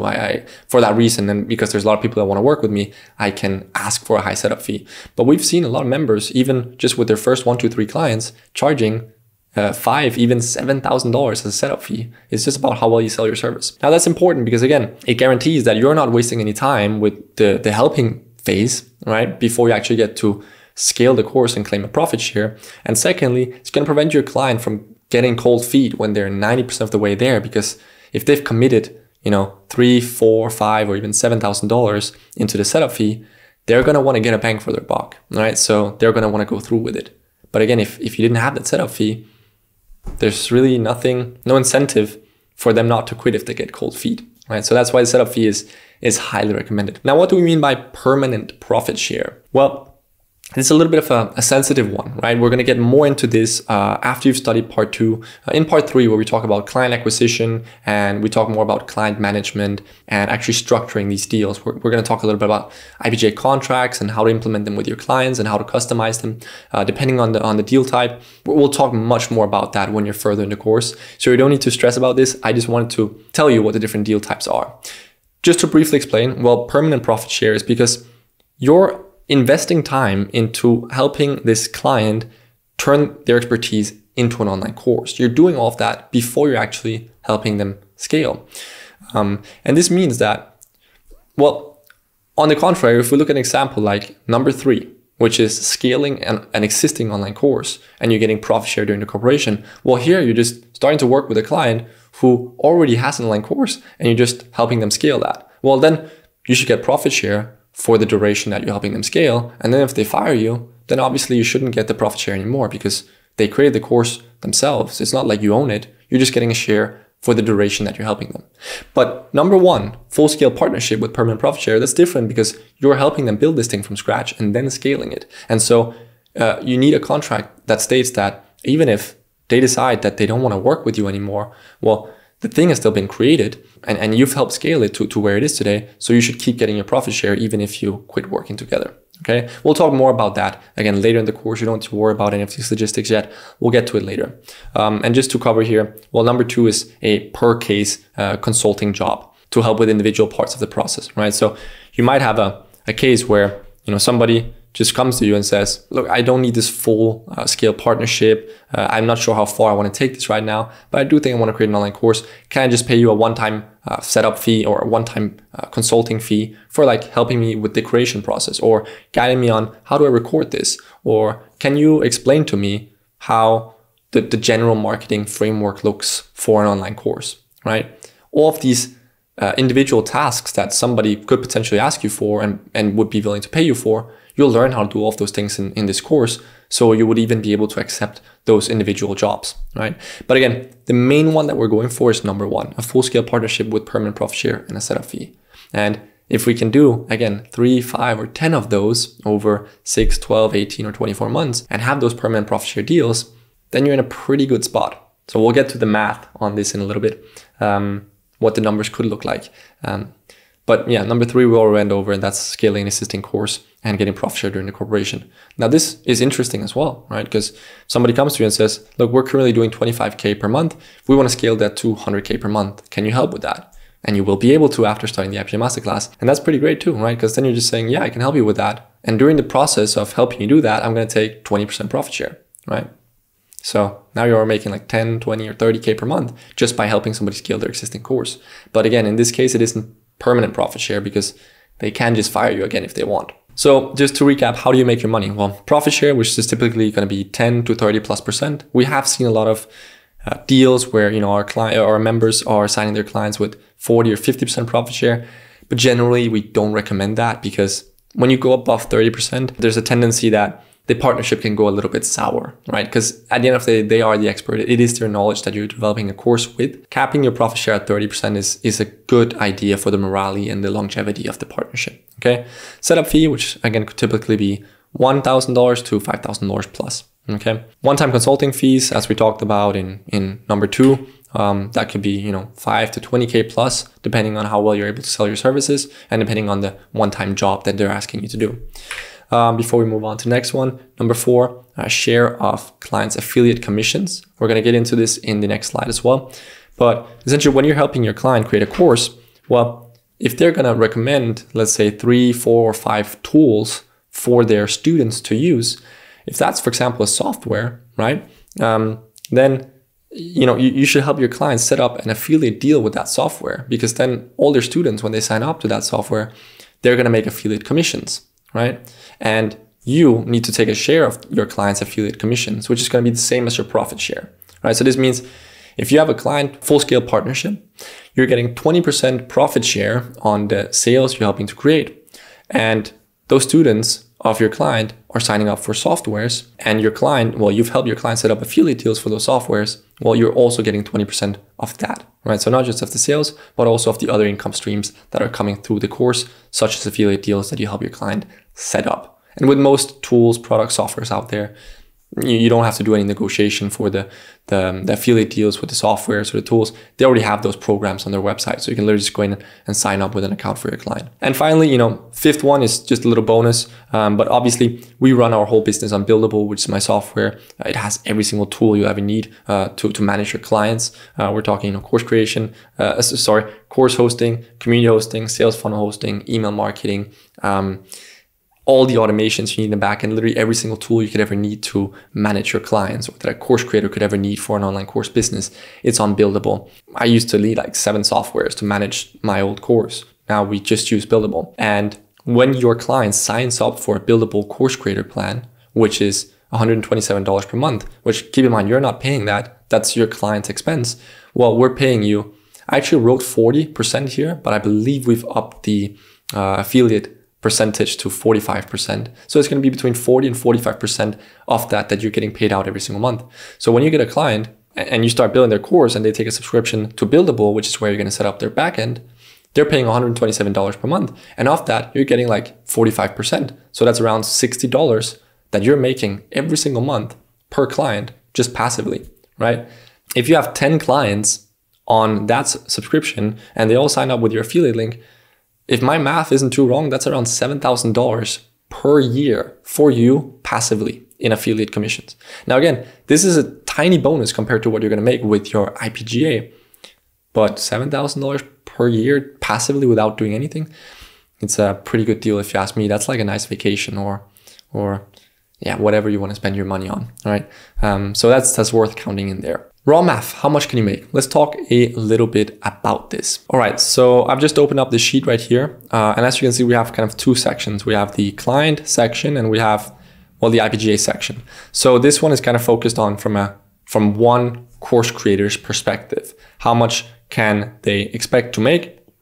One course creator or one client in our case, if they scale a course, right? So for example, we have the months out here and we have courses sold, we have average course price, we have total course sales per month, and we have total course sales in total.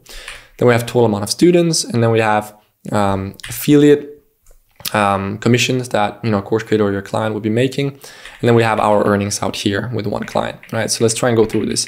So this, and you can customize this how you want, right? But in this example, we're following the scale that a client is scaling sort of in a linear path. So not exponentially, but just linear, which usually people scale exponentially. But again, we're just taking a linear example here where the sales are growing by 20 every month, right? So we're saying 20 sales first month, 40, 60, 80, and so on until we hit 240 sales per month by month 12, right? Here we are estimating an average course price of $1,000. So this obviously means that first month, it's $20,000, and then by month 12, it's 240K. Again, this is per month, right? So the total sales in this example would be by month 12, 1.5 million, right? And so you can see the evolution here, and you can see how many students they'd have by month 12 as well.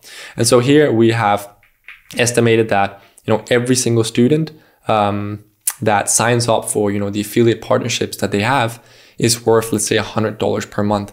And again, you can see I've estimated that only 20% of their students will actually sign up for the softwares or tools that they have affiliate deals on, right? But that for every person that actually signs up for those, it's going to be worth around $100 per month. It could be less, but it could also be that more than 20% of the students actually sign up for whatever affiliate partnership that you might be creating with your client, right? If the affiliate partnership is, let's say, on an essential tool that the client students need to get the result of the course that you're creating for a client, well, then this number might very well just be 80 or 90% because they simply cannot get through the course without taking the software or the tool that is required to achieve the desired result, right? And so if this was the case, right, if 80% of all the students of your client's course was taking the software, the tool they're recommending, and we apply that, well, that would mean that by month 12, your client is making $124,000 per month just in affiliate commissions on the software or the tool that they're recommending, that they have an affiliate link for, right? But again, I like to be conservative, so let's just go back to assuming that it's only 20%. And again, if it was such a low number, well, then it would still be $30K per month by month 12 that your client is making just in affiliate commissions, right? Now, we're going to move on to the IPGA perspective in a second, because again, imagine if you're getting, say, 20% of this, well, that's a lot of money, right? We're talking 50K or something like that. And again, you're getting the same profit share of the affiliate commissions. So if you're getting 20% of that as well, that's another 5-6K per month, right? Just in your share of your client's affiliate commissions. And again, this is just with one client. So out here, we can see I've assumed that you literally just have a 15% profit share deal with your client. 15% is quite low, but it's still a good number. So it means that you're getting 15% of this plus 15% of this every single month. And so with one client scaled to this degree, you're making $42,000 per month with one single client as an IPGA. Okay. Again, sure, these are good results, right? But we've seen it happen before. We've seen crazier results than this. So it's possible. But again, if you just lower all of these numbers, so let's say you say that they scale half as much, right? And the affiliate deals are worth half as much. Well, you're still going to be making like 20K per month with your client, with one client. So this just goes to show you how much earning potential is in just one good client. Now let's go a little bit extreme here, right? So let's assume that you're doing this with more clients, right? So let's assume that you're signing one new client per month, okay? And that each of these clients are following the same growth curve as this client, right? So this obviously means that, the third client that you sign on month 3, well, it's not like they're making 60 sales their first month. That new client that you sign on month 3, they're still only doing 20 sales, okay? So I had to do like a formula for making this work, but essentially every single one of these clients that you're signing here, they are following the same growth trajectory as this first example. Okay, let's say your average profit share is 15%. Well, then, your first month you're making $3,000, right? With your one client who you scaled to 20K.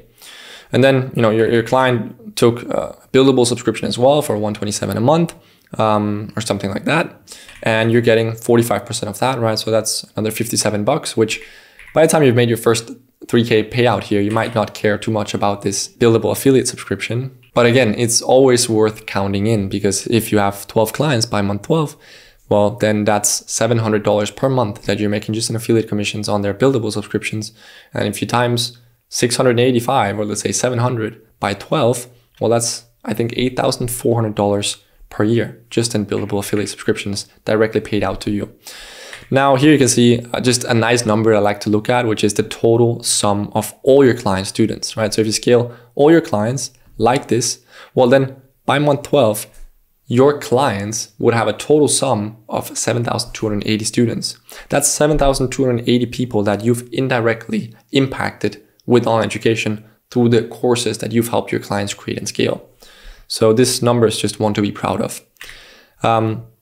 Here we have your cut of the bonus affiliate MRR that you're you're helping your client build, right? So with all the affiliate partnerships that you're helping your client set up and the affiliate things that their students are buying, well, your cut of that following this growth trajectory would be $21,000 per month by month 12, right? So again, this is quite extreme, right? This would be, if you achieve these results, it would be quite extreme, because at this stage you would be making $256K per month, right? If we combine your profit share on the sales plus your profit share on the affiliate.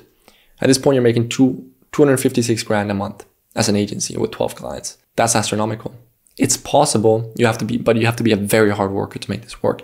But again, assume that you just do it with 4 clients, right? Or you just do it with 3 clients.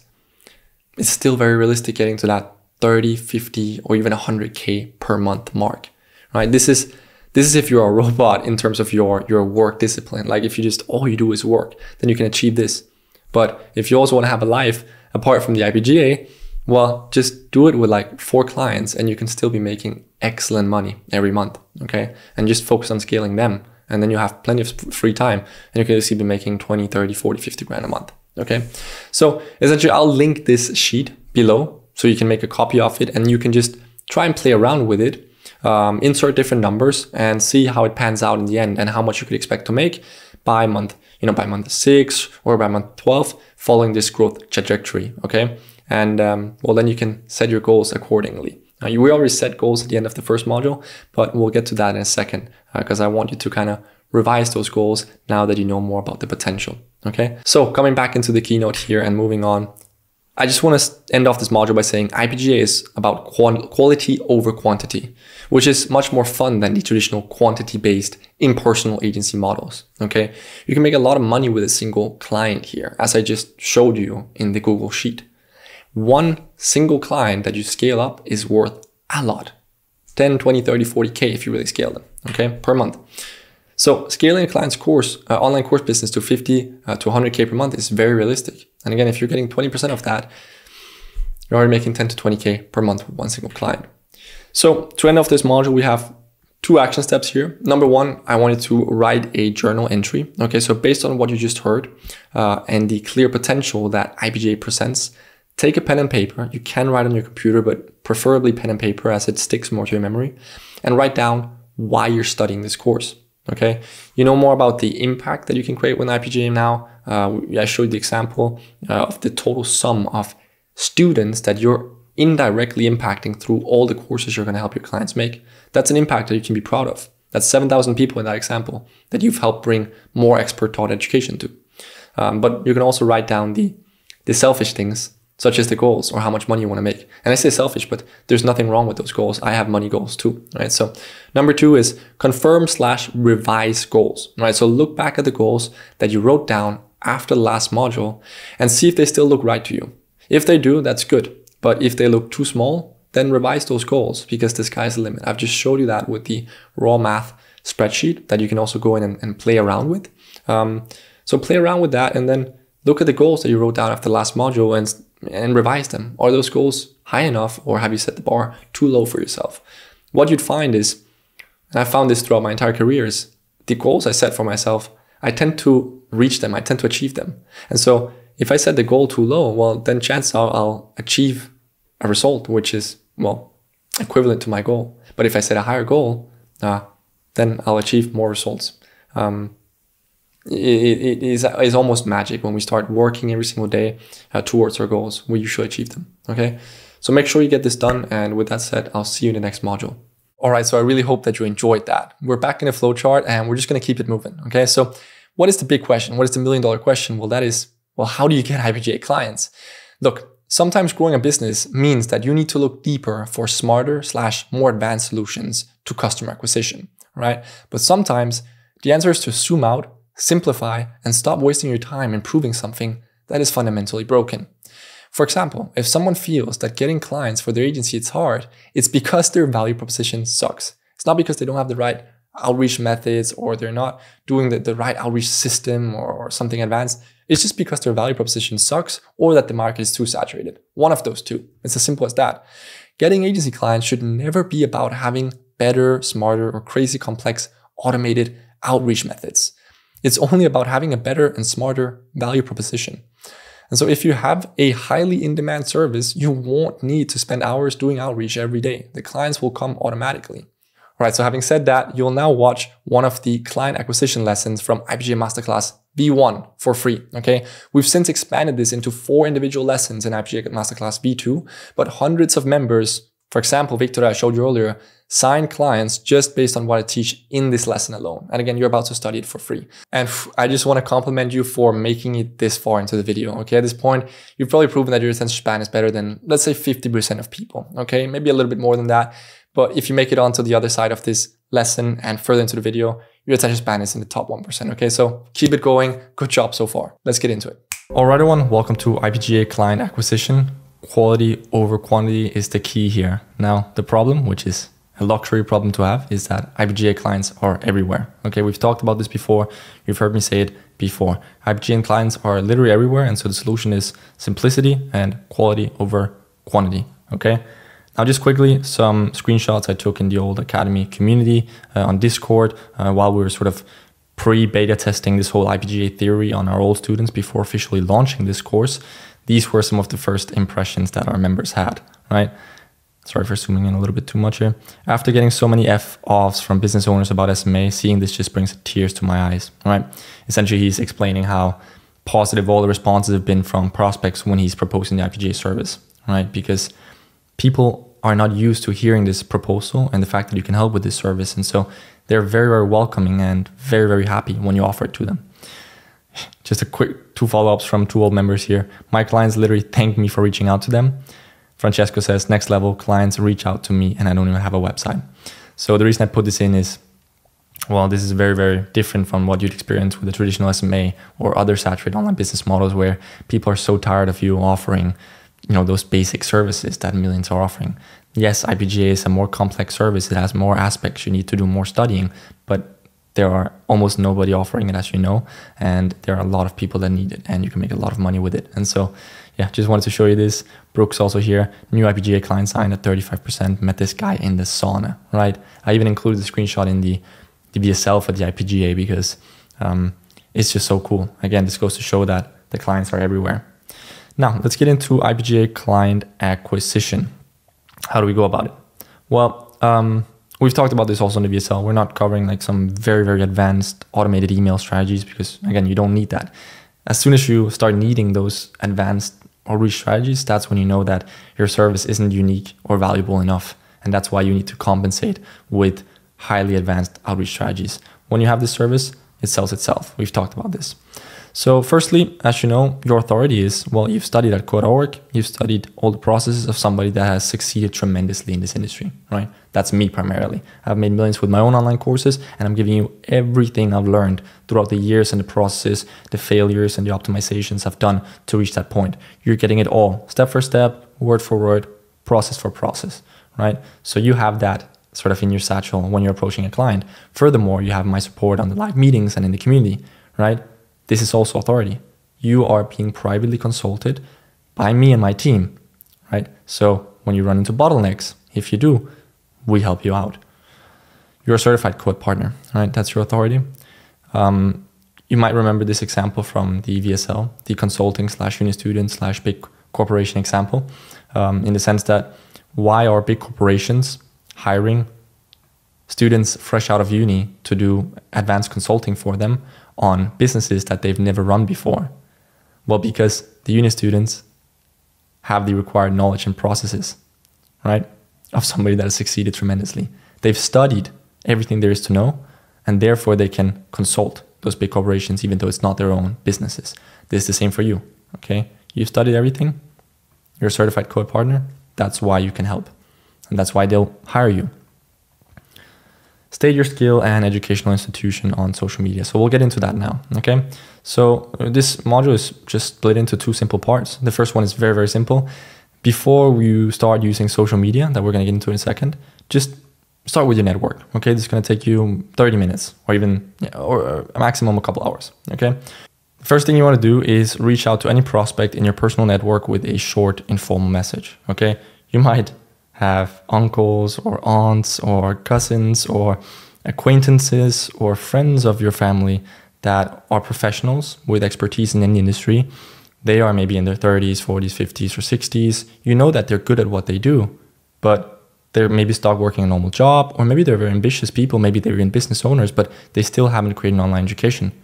Well, you should immediately approach those people that you have a first-hand connection with, reach out to them with a very authentic message. Okay, I'm not going to tell you how to write that message because those are your acquaintances, people you know, and you don't have to pitch them. Okay, in a second, I'll show you sort of the private IBGA outreach method for like reaching out to people you don't know.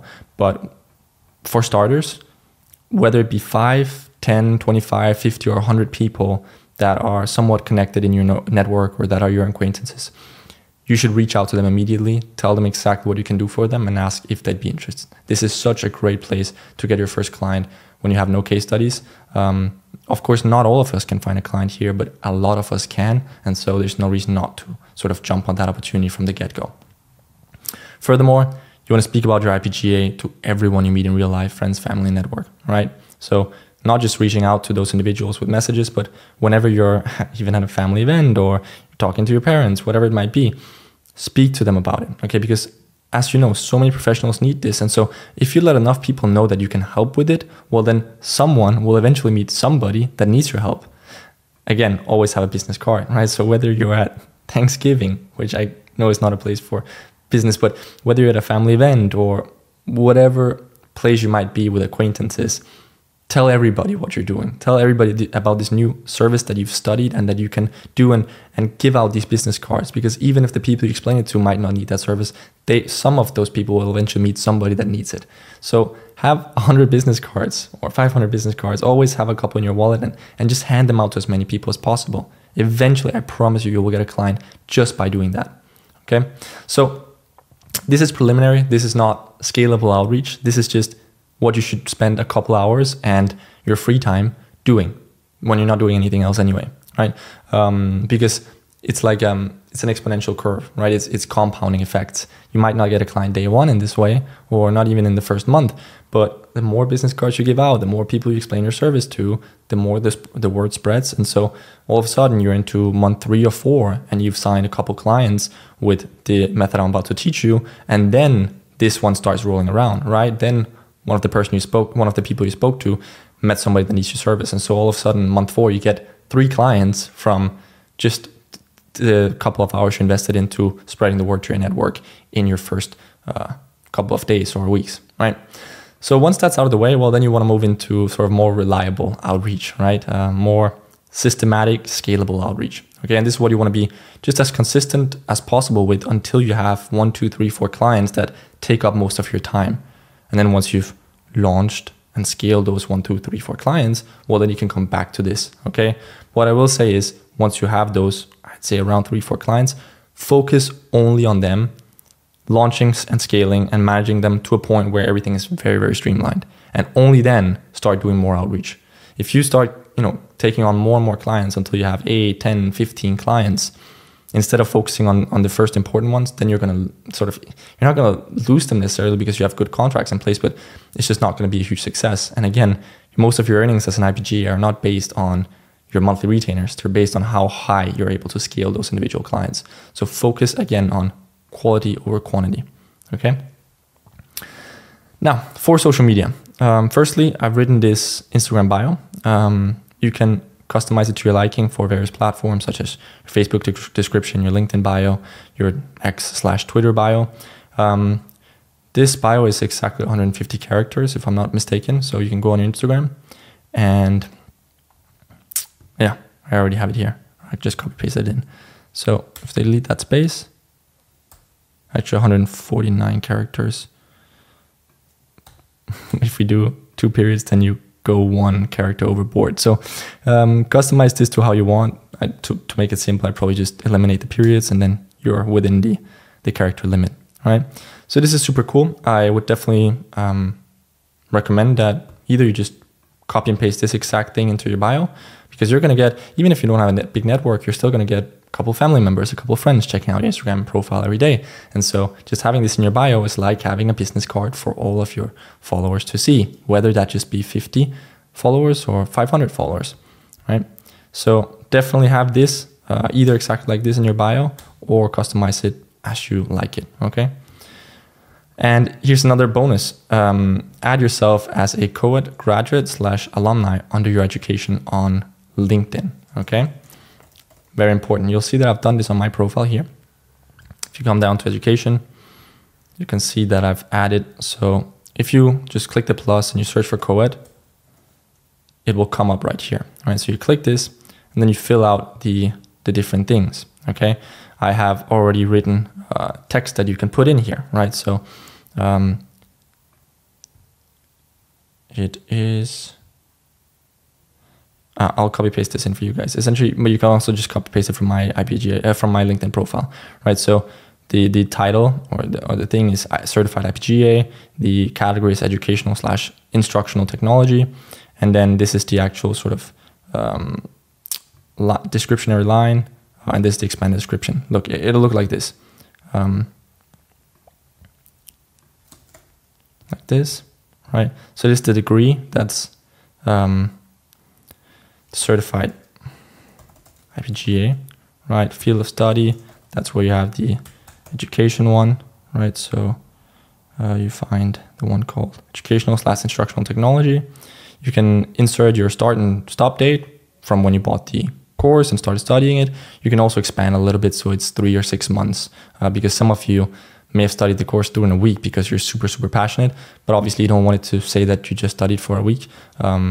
And realistically, if you studied in a week, it means you're efficient. If we followed the normal pace of a traditional educational institution, well, then it would take you 6, 12, 18, 24 months to learn what you learn in IPGA and CCM combined, even though you can't even learn that at university, but just in terms of curriculum structure.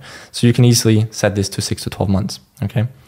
Great, you can leave that, right? Activities and societies, that's where you copy paste this line that is right here, the first line. And then for description, that's where you copy paste these 3 lines that are right here, okay? Thinking back, that's why I didn't actually put it into the doc, because you can just take them straight from my LinkedIn profile, okay? Again, there's nothing wrong with you copy pasting the exact words from my LinkedIn profile, because this is not my, I did this copywriting for it, but it's not my unique property. This description is your description. That's the description of the graduation, the education that you received from co-ed. So for this, I wouldn't even recommend any customization. Just copy paste the exact text from my profile and then save it once you're done. And it's going to look exactly like this. Okay. Really builds authority and looks incredibly good on your profile. Okay. For the, except for that, for your LinkedIn profile, of course, make sure you have a profile picture. You can also have a cover picture. I don't even have a cover picture right now, but at least a good profile picture. And a short description, right? I have a longer description, but you can even just take a version of this or a version of this thing, which I'm about to show you. All right. So once you have your social media set up, well, you want to customize and post this text on your social media profiles, right? So at least on your Instagram and on your LinkedIn. Okay. So if you open this up, you'll see I did the copywriting this for you. Again, you can customize this as you want. You can also pretty much stay with the exact wording that I've done for you. Just let me zoom in a bit here. Dear friends, family, and network, have you or anyone you know ever considered creating an online course? Then read this.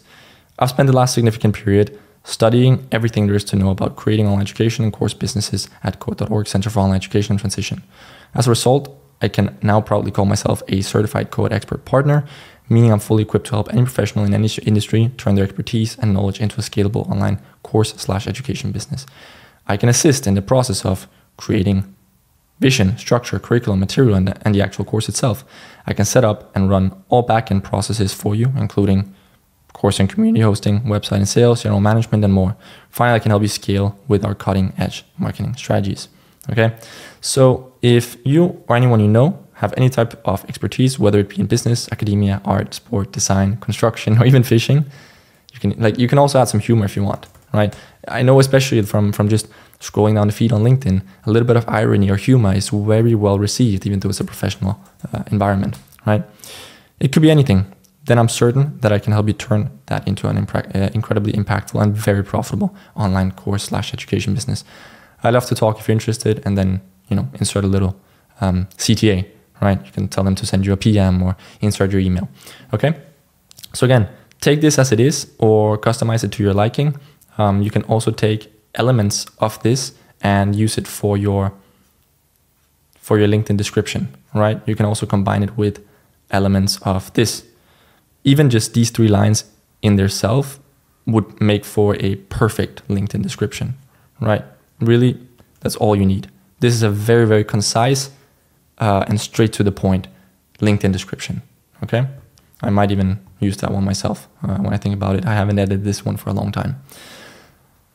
So that's that, okay? Take this post, use it in a LinkedIn post, add a picture if you want. I would also, if you have an Instagram, create a post. It could be a post with, some pictures of your life, much like my posts, right? Just random pictures of your life. I would say sort of the more professional they are, the better, right? If you have some pictures where maybe you're working or something like that, maybe not too many, swimwear pictures, something where you're working like this would be really great. And then as the bio, insert this or a shortened version of it, right? Do the same on Instagram story. Even if you have, if you're living in a country where Facebook is still, where a lot of your connections, or if you're in a society where a lot of your connections are still using Facebook, definitely post it on Facebook as well. LinkedIn as well. For LinkedIn, you would have to cut down the length significantly, but post this on all your social media, okay? Again, you just want to let as many people know as possible. So you could say that this also relates to network, right? But now that we've sort of established it with our existing network and to our extended network, which might be the followers that we don't even really know, now we can start proactively, independently lead sourcing on social media, right?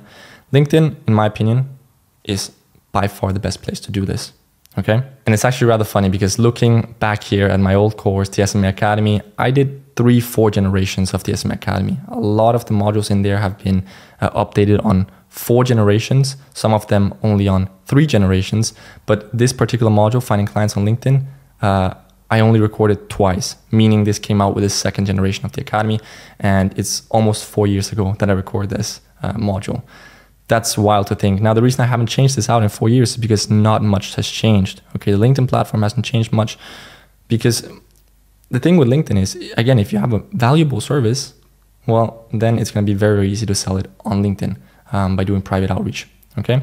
So what you want to do is you want to go sort of to my network and you just want to start connecting with the recommended connections, okay? Do this for 2, 3, 4, 5 days or even a week until you have, I'd say 100-200 connections to build on. Because once you have 100 or 200 connections, usually the recommended ones are going to be in your local area. Well, then you're going to have mutual connections with a lot of people, which is going to help you build authority on your profile, okay? So just start out by connecting with a bunch of those people. Then when you can, look through each of the accepted connections, right? So the people that have accepted your requests that you are now firsthand connected with, look through each of their profiles and say, okay, this guy is a photographer. Okay, let me find his website somewhere. Let me read some of his posts. Let me see what he's doing. And if it turns out, based on just 2 minutes of research, that this guy is clearly a talented photographer, or somebody might be a talented film director, right? Or sound designer, or creative director, or creative art director, or freelance post producer. Again, this is what I love about IBGA. You can work with any professional, and LinkedIn is a directory of professionals, right? So you just go and look through all the people that have accepted your connections, right? Which you'll find here, and just spend 2 minutes, 3 minutes on each of them and say, okay, this guy is clearly, or this person, this woman, this person is clearly really good at what they're doing. Perhaps we could scale an online course with their expertise, okay? Look for people with skills that could be interesting to create a course on, right? Now, most skills could be interesting to create a course on, but you might have preferences. You might be passionate about whether it be healthcare or sports or design or law. It could be anything that you're passionate about. Well, then you could target people specifically that are professionals in those sectors. You can also just go super broad niche, which is what I'm personally doing and what I recommend for most of you, okay? So except for sort of just connecting with the suggested ones and reaching out to the ones that seem interesting in between there, once you have that network of 2, 3, 4, 500 connections, well, then you can go up to search, click all filters, filter by second. So this means that people you have connections in common with, right? Then you can filter by location, right? You can also add multiple locations, say in New York, for example. Okay. Then, you know, I'd probably just leave these open,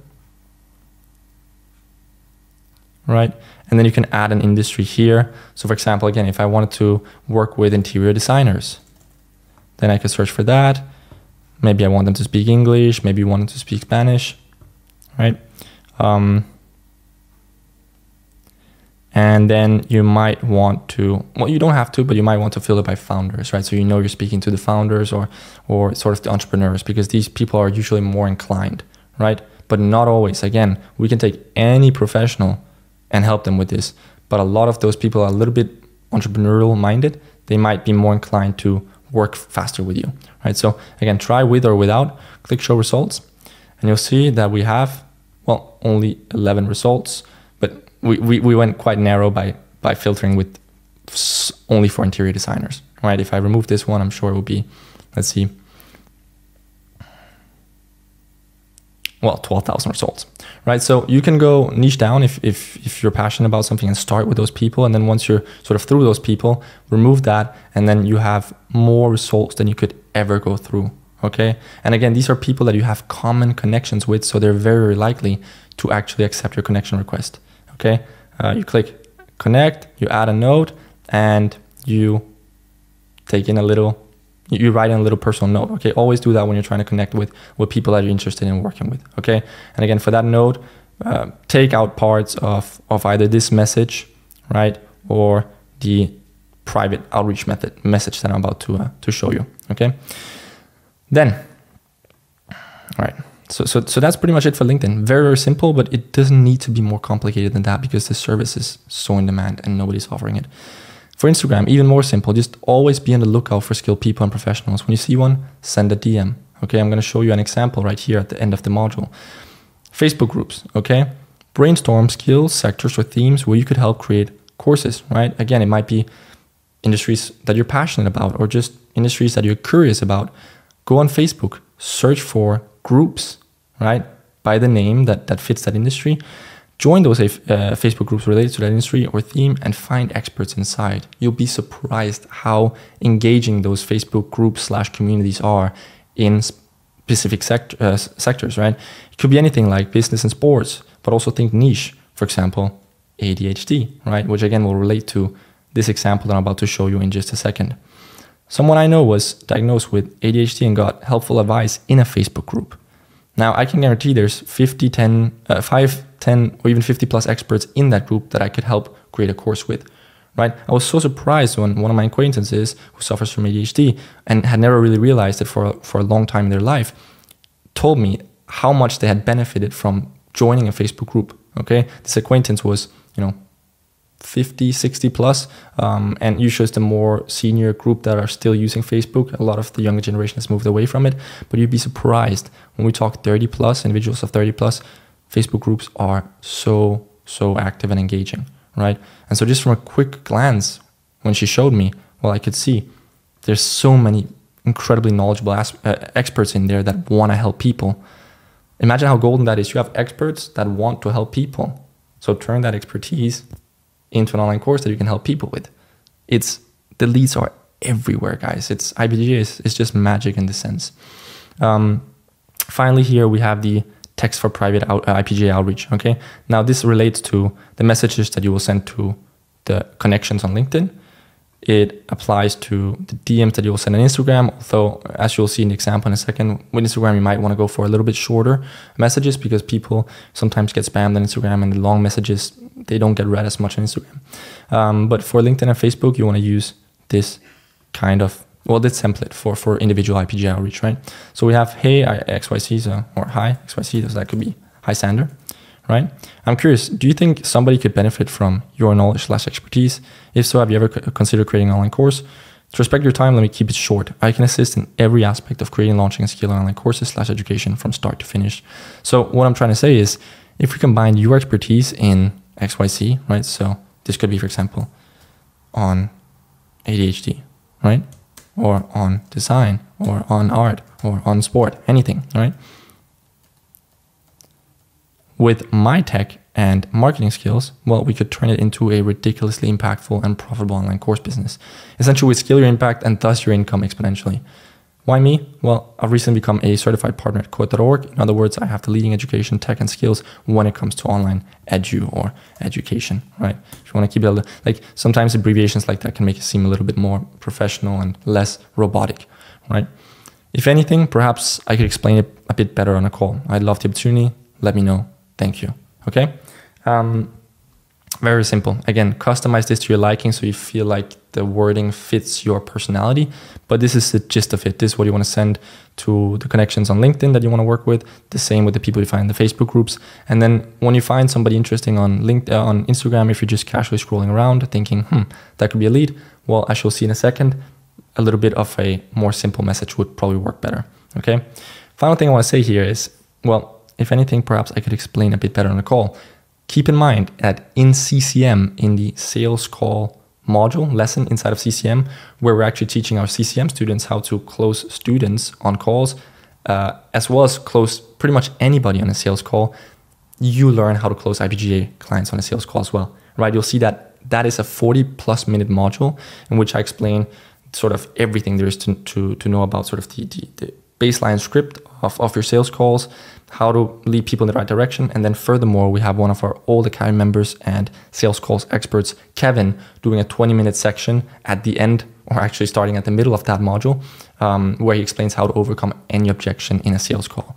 So if any of you are confused about how to actually go about closing online clients when you get them on a call, watch that module in CCM. Okay, that applies to closing students for your clients on sales calls and closing your own IPGA agency clients for your own agency sales calls. Okay, just wanted to let you know that. Okay, again, customize it, make it more personal so it suits you. Finally here, example with a super simple and personal message. Now, realizing how much people are struggling with ADHD nowadays, I've been thinking of finding someone to create a course on the subject for over 6 months, but I hadn't taken proactive action because I've been so busy building Coed. One day, I randomly stumbled across this profile, read the bio, and thought that could be the one. So I spent 30 seconds writing a message and the response speaks for itself. Okay, so I just saw this bio and I was like, breaking norms so I can leave the world 1% better than I entered it, ADHD, right? So I scroll through a couple of the posts and can see, okay, this person is actually really passionate about spreading value and helping people suffering from ADHD, or at least suffering is a heavy word, but at least helping people maybe use it to their strength, right? Instead of turning it into a weakness. So I sent a very, very simple message. Hi, interesting brand you've got going surrounding ADHD. I've actually been on lookout for someone like you to partner with on scaling online course in your niche. Would you be open to scheduling a call? Hey, Xander, yes, definitely. Can you send me a few free slots? It's that easy, guys. And again, if I had sent a message saying, hi, interesting brand you've got surrounding ADHD, if you're looking for somebody that could help you with social media marketing, don't hesitate to let me know. I can guarantee you I would have been left on red because she's received that message 100 times, right? It's not a unique service anymore, just providing ads or marketing, but combining this into IPGA, creating, launching, and scaling and managing as a growth partner, as an IPGA where you have these in-place contracts that give you permanent profit share. This service is unique. And that's why the responses are like this. And that's why the people are experiencing this, even our beta members, right? That are testing out the process before we've even officially launched this course. Again, don't do advanced outreach methods like automated emails and ads when starting. It's expensive, time-consuming, and entirely unnecessary. You don't need it. Focus on getting your first 1 to 3 good clients and put your everything into building the course and scaling them, which is the fastest route to 10 to 30K per month. Okay. Abbas has already signed multiple IPGA clients since we started just releasing a few of these modules to the old Academy members. 3K startup fee right here, right? You're making it look too easy. IPGA, yes, this client already has a course that we're scaling, right? So again, in some scenarios, that's the kind of client that you will end up helping. They already have a course. Maybe you come in and you help them optimize and structure the entire vision behind the course, and then you actually just help them scale it, right? That's one type of IPGA deal as I outlined in the beginning of the course. But yeah, still, I'm sure even if you sign clients like this sometimes where you're only running ads for them, you will still not have signed those clients if you're just marketing yourself as a regular SMA. The only reason you can even sign clients like that is still by going the IPGA route and being specialized in the niche of online education, right? Again, for me, the most fun clients are the ones to take from complete scratch to scaled product, because that's where you get the permanent profit share. But sometimes you'll stumble across bonus clients like that. And when you do, take them on. But again, just don't do advanced outreach methods and like waste time and money on it. There's no reason to. Focus on getting your first 1, 3, 4, even 5 clients and just scale them up. Okay. IPGA is so in demand. There's no excuse for you not to sign clients. So that's it. Go for it. Of course, this talk will be available to open below this module. Take the bio, send the message templates that I've given you. Make sure you add the education to your profile on LinkedIn and that your profiles are fully set up and looking professional, and the clients will start coming through. All right, welcome back. I must say I applaud you at this point for having made it through the entirety of the beginning of this video and now 2 course lessons. This proves that you're in the top 0.01% of people with the best attention span, okay? So now it's just the final sprint, okay? Now it's basically just the fun stuff. I really compliment you for making this far. From here, it's basically just the fun stuff. So we're gonna jump on to the next one. I'm gonna show you a few more examples of why IPGA is goated. And truth be told, I actually recorded this a few days ago before I cut my hair short. So what you'll see is now a long-haired version of Sander walking you through some more examples of why IPGA is goated. And once we've seen those, well, we'll come back here to Sander with short hair and I'll give you my final words, okay? So there's more than I can count, but just to show you a few examples, we'll start soft and then move to the better results as we go through them, okay? So we got Roki writing, it's been 6 weeks in IPGA. This past 7 days, I've got my first client at 50% profit share, no retainer, and my second client at 2,250 euro retainer, all up front with 33% profit share. This snowball is rolling. Then below that, we got Jack writing, okie dokie, 2 times 5K deals done. That's 10K in 1 day, IPGA goated. Moving on, we got Sinks writing, just signed an IPGA client. She wrote a book, kind of like a course about being a surgeon, 5K upfront payment for the job. Okay, we got Jack again here. Sander stage really pulled through with IPGA, another 5K client, half closed, meeting in person this Monday to solidify the deal. Can we hit a 10K week?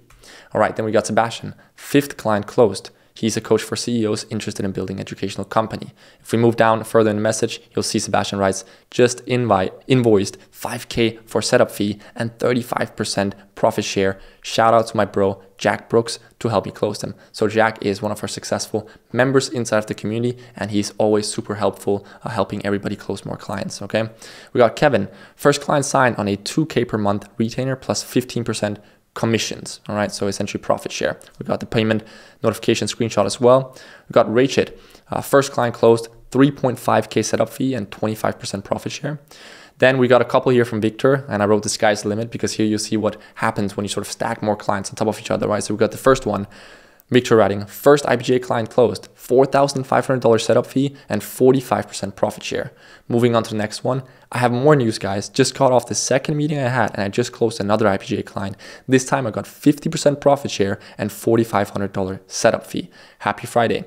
And then the third screenshot, just closed my third client, guys, $7,200 setup fee and 45% profit share. She's in the stocks and investment niche and has 19K followers. So here you can see, just based off of 3 clients, Victor has made around $16,000 in setup fees, and he'll be claiming that profit share on a monthly basis once he starts scaling those clients. We've got Jacob here, another $4,000 payment team, back again here with another win.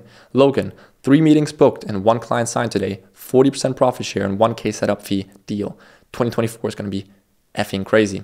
We got Victor. Oh yeah, I forgot to mention, signed my second huge client last week, 1.5K setup fee plus 30 to 35% revenue share. They already had their course fully created, so we pre-launched this past week and we made $39,000 organically with it. Now the fun part is starting. We got Pocket Rocket here, which is a nickname, 4,000 pound retainers, 3 months minimum, 40% profit share or revenue share. I'm not going to go into all the details because it'll take too long. Mikkel went well. He agreed to 30% commission plus $1,250 setup fee. Sebastian, signed client, 3D designer, 45% profit share and a $1,500 setup fee. Devin, $1,000 setup fee plus 30% profit share and got her signed up for the referral program. We got Magnus, lots of meetings, calls booked. They show a lot of interest in IPGA, so it's very good. That's not really a win, it's just a bonus. And then we got Peter below writing, new massive client closed, £1,000 setup fee plus 35% profit share. Now moving on, again, those who take it serious really take off. So here we got Kieran, another one of our successful members who is incredibly engaged in the community, helping everybody succeed. Kieran, we have a couple of screenshots here. So the first one, first client W, $1,300 per month retainer and 20% revenue share. Then second client closed, 1.25k pounds upfront plus 20% revenue share. Then third client closed, £500 per month retainer and 40% profit share.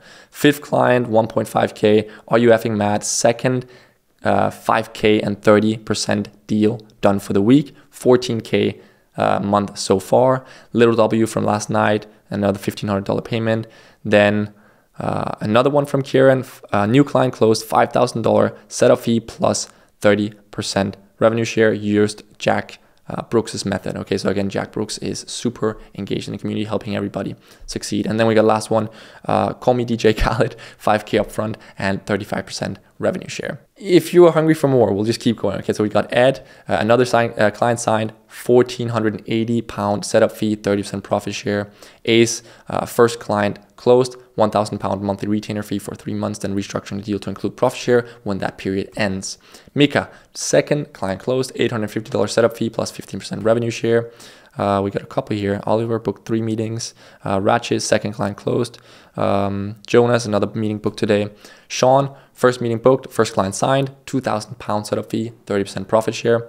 Oliver, client signed the contract with $5,000 setup fee plus 25% net income or profit share today. It's going to be a banger case. Oscar charged 15,000 euros in performance fees or profit shares for a client this month. Simone, fourth client closed, 3k upfront plus 20% profit share. Gilberto, 40k next month. Gustav, and I think we got a couple here from Gustav. Okay, so this is another example of how well it can go when you take it serious. So Gustav, new client closed, 750 retainer plus 23% profit share. Excited to see this case roll out. Then another one from Gustav, second IPGA client closed, 5k setup plus 20% revenue share, 14 months binding. Another one from Gustav, 5k setup fee and 40% profit share. I'm almost losing my voice here. Closed. Okay, have 3 more clients, which I'll probably close in the mid to end February. Okay, Gustav, fifth client closed, 5k setup fee plus 20% profit share. Seventh client closed, 35% profit share plus 5k setup fee, which will be spent on ads to create a high return. Fair play. Now, I think we're going to cut it here, even though this wasn't even a fraction of our successful students, but we have to get back to the video. All right, we're back to short here. But jokes aside, at this point, you probably see why IPGA is goated. Okay, so here quickly, I want to give you my final words. Okay, as the people say, IPGA is goated.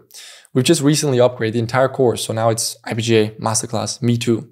And we've also leveled up our community, teaming up with some of the most successful members to host more group calls and provide more support so we can generate even more wins / help even more members succeed with their IPGA. Okay, as mentioned, you can make money doing almost anything, but pretty much every online business model that's being promoted out there, whether it's sales, copywriting, short form, content agency, or dropshipping, etc., is saturated and redundant. They're oversupplied and they're robotic, making it tough to compete and also tough to have fun building, unfortunately.